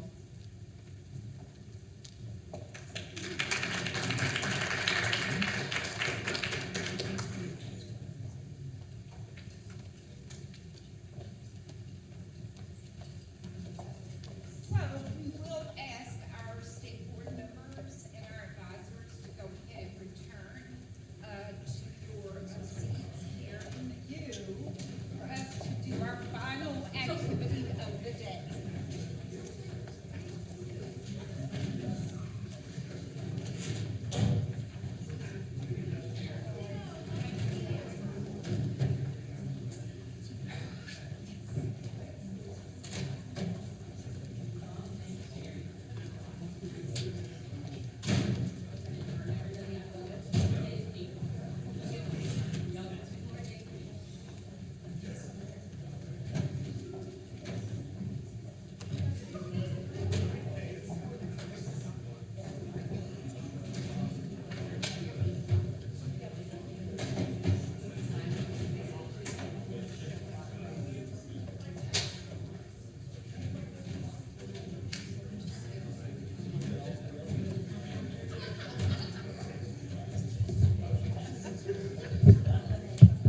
You've got a mic too.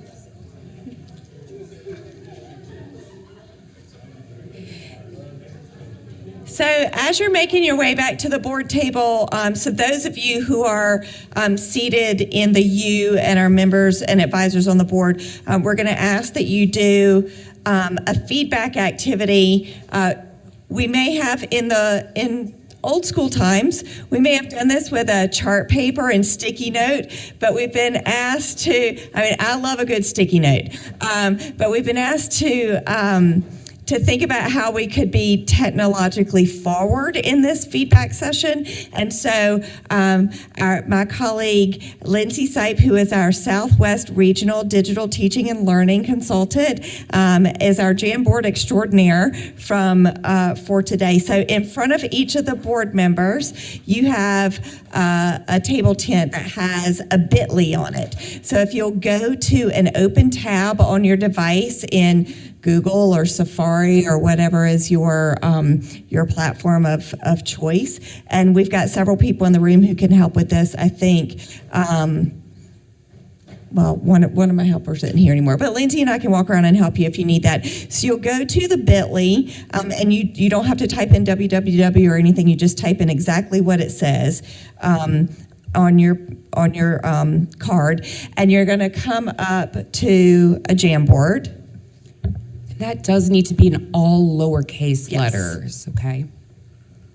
So if you're having trouble getting to that, if you'll just raise your hand, one of us will come and help you. You do not have to You do install not have it. to install it. Anyone else need assistance? This is just for board members.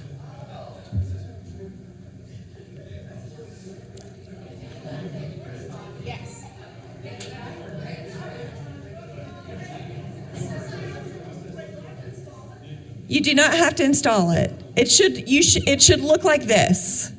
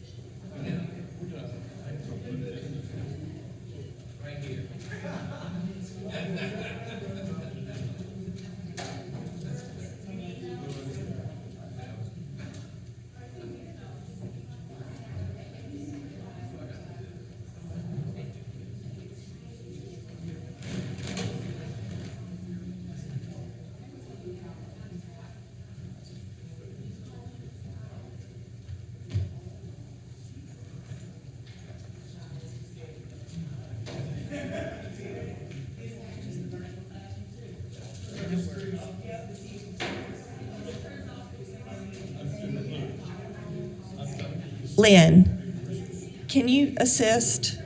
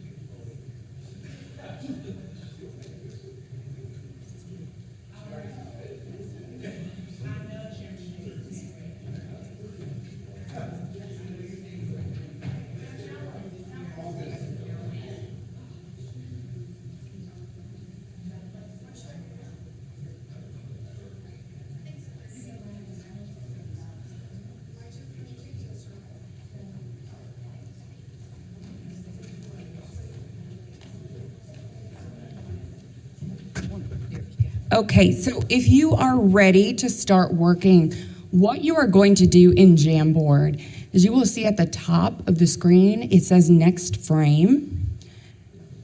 And slide 2 is a little how-to demo if you need a little bit more help, but we're here to help as well.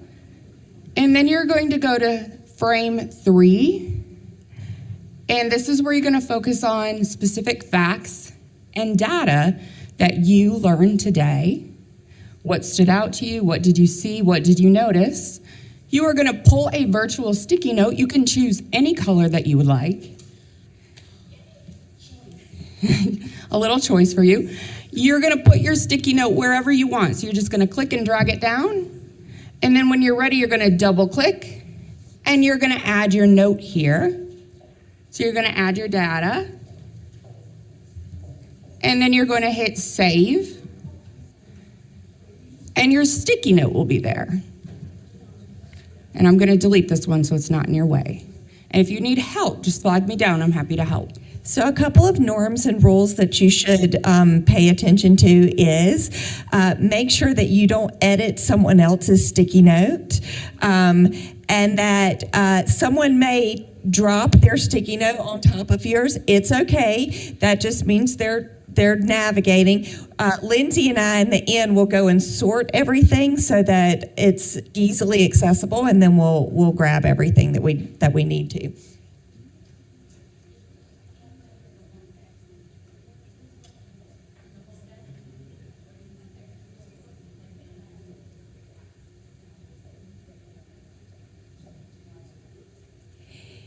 If you are having some technology issues and are not able to participate in the online version of this, you may look in your little blue box that's in front of you, and there are some sticky notes, and you can handwrite your sticky notes. And then Lindsay and I will transfer them onto the Jamboard for you so that we can preserve those feedbacks and comments for future use.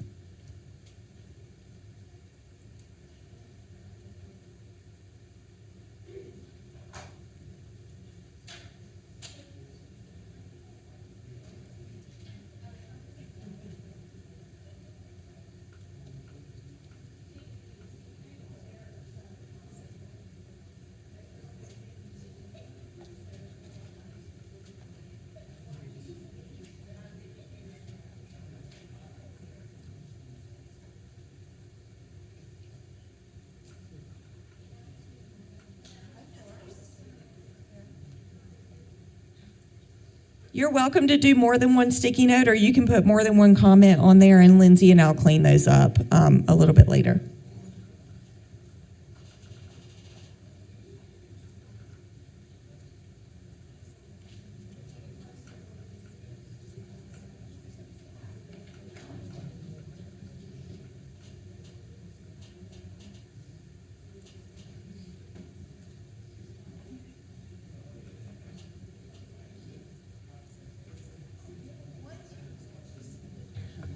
Once you're finished with the here's what, if you navigate up to the top, so the first question is what stood out to you?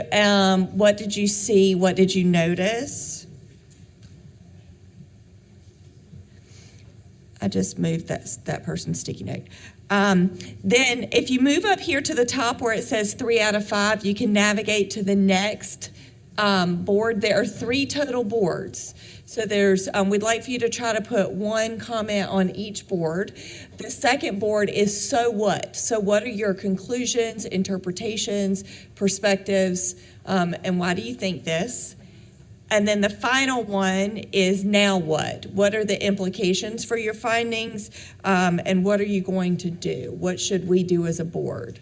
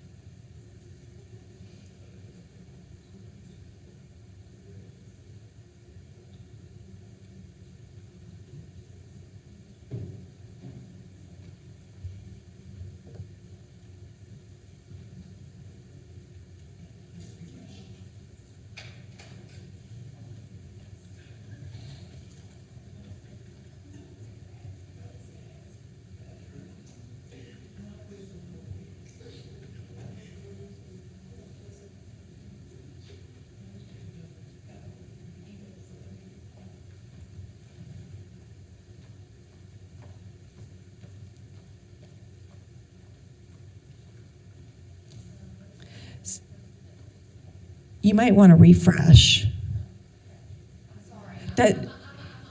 Yeah, Eugenia had the same problem, and we just had to refresh, and then it showed up.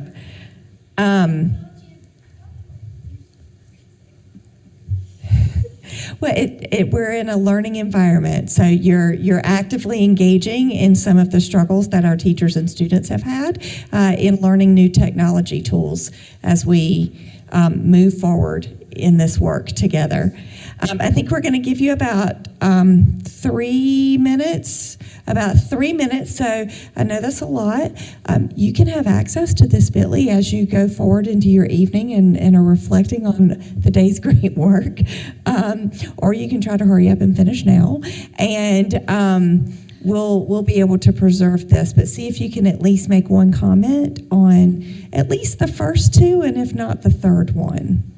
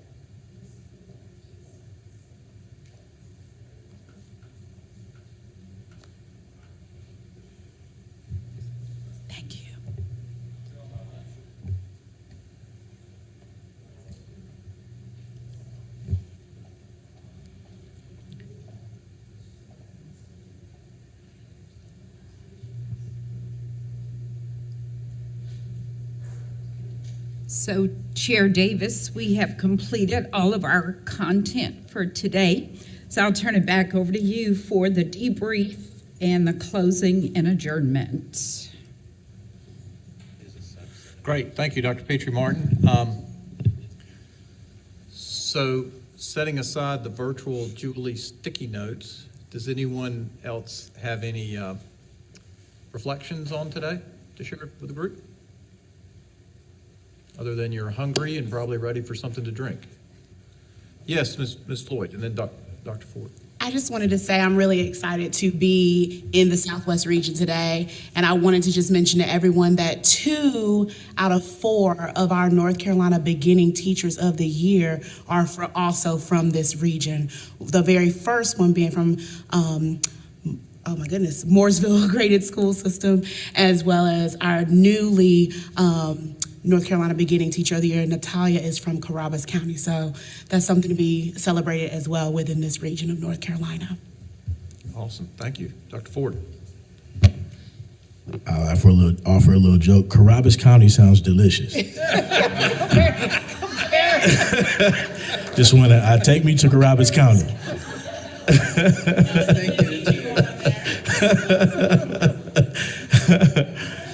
But in all seriousness, I just wanted to commend everybody today for the structure of our activities.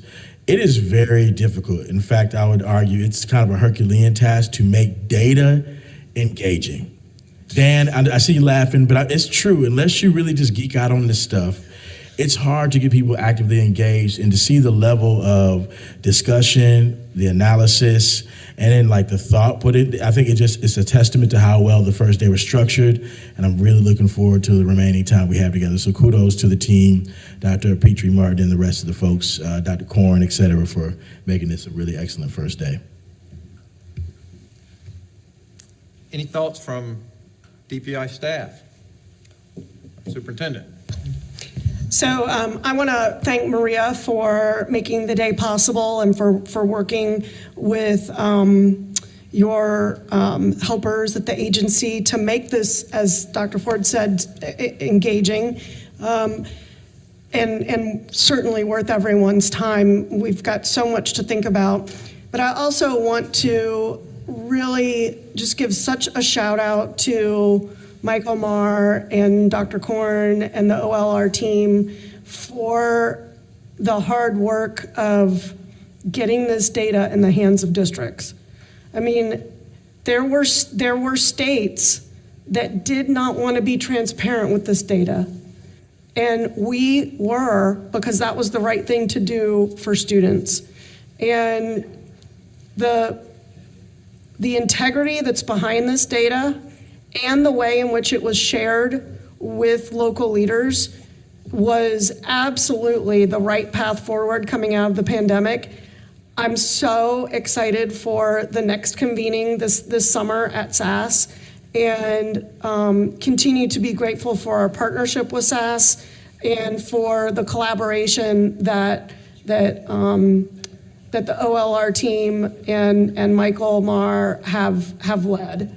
And I just am amazed every time I see this data. And then when you came out with the new recovery analysis report, I'm just amazed at what you all have been able to do and just so grateful. So thank you.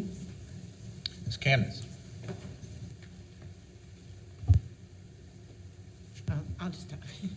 I would like to add to that.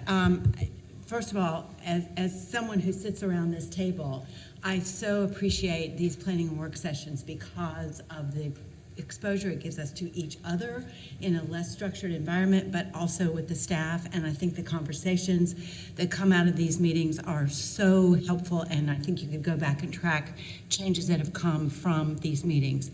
As to the data, Jenny and Michael, I love that the districts have gotten this data, but I also love that you're sharing with them what they can do with the data. How can they effectively address what's happening in their district in a provenly effective way? So, I mean, that makes me really happy too. I hope we'll see results from that and that they'll take it seriously. I'm sure they will.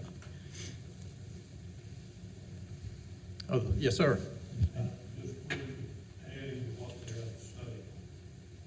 Progress that has been made is impressive. Thank you.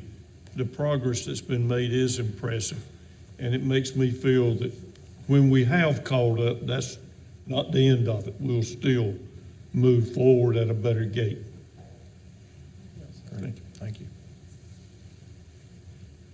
Any other thoughts? Okay, well, I too will add my thanks to Superintendent, my colleagues for today. yes, the value of these sessions is when we listen to each other and talk to each other. And I really appreciate how, Superintendent, your staff weighed in numerous times this afternoon, either in one-on-one or that group session we had in there with Ms. Floyd standing at the front of the room. That was one of the best open conversations I've participated in since I've been on the board. And we can't get too much of that. That's exactly what we need to help our students and teachers. So I just want to thank each of you for traveling this far, for spending time away from your family so you could be here today and tomorrow and Thursday. We've got a lot more good work to do, and thank you for today. So we are reconvening tomorrow at 9 a.m. Have a good evening. See you then. We're adjourned.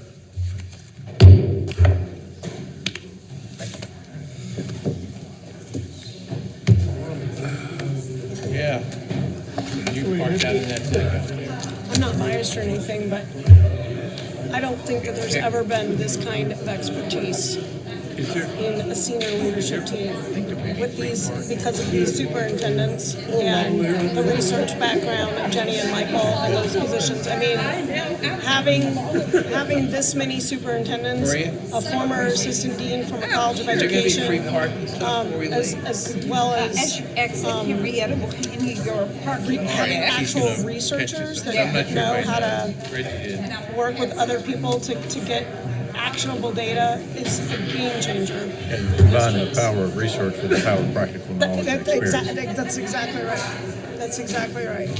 Yep. And Ron, I'm so glad that he jumped right in. He jumped right in today. He's been getting his sea legs. So I had a 60-day. It's been 60 days since he started. And I had a 60-day check-in last week with him and Jerry, because he reports to Jerry about Ann Beth Metcalf. She's the Southeastern Regional Director. She was unanimously nominated by the other regional directors to be the lead RD just for communication purposes. So the four of us met about how things are going with implementing the plan to support low-performing schools. And a lot of it had to do with some personalities that we've discussed before and what's happening.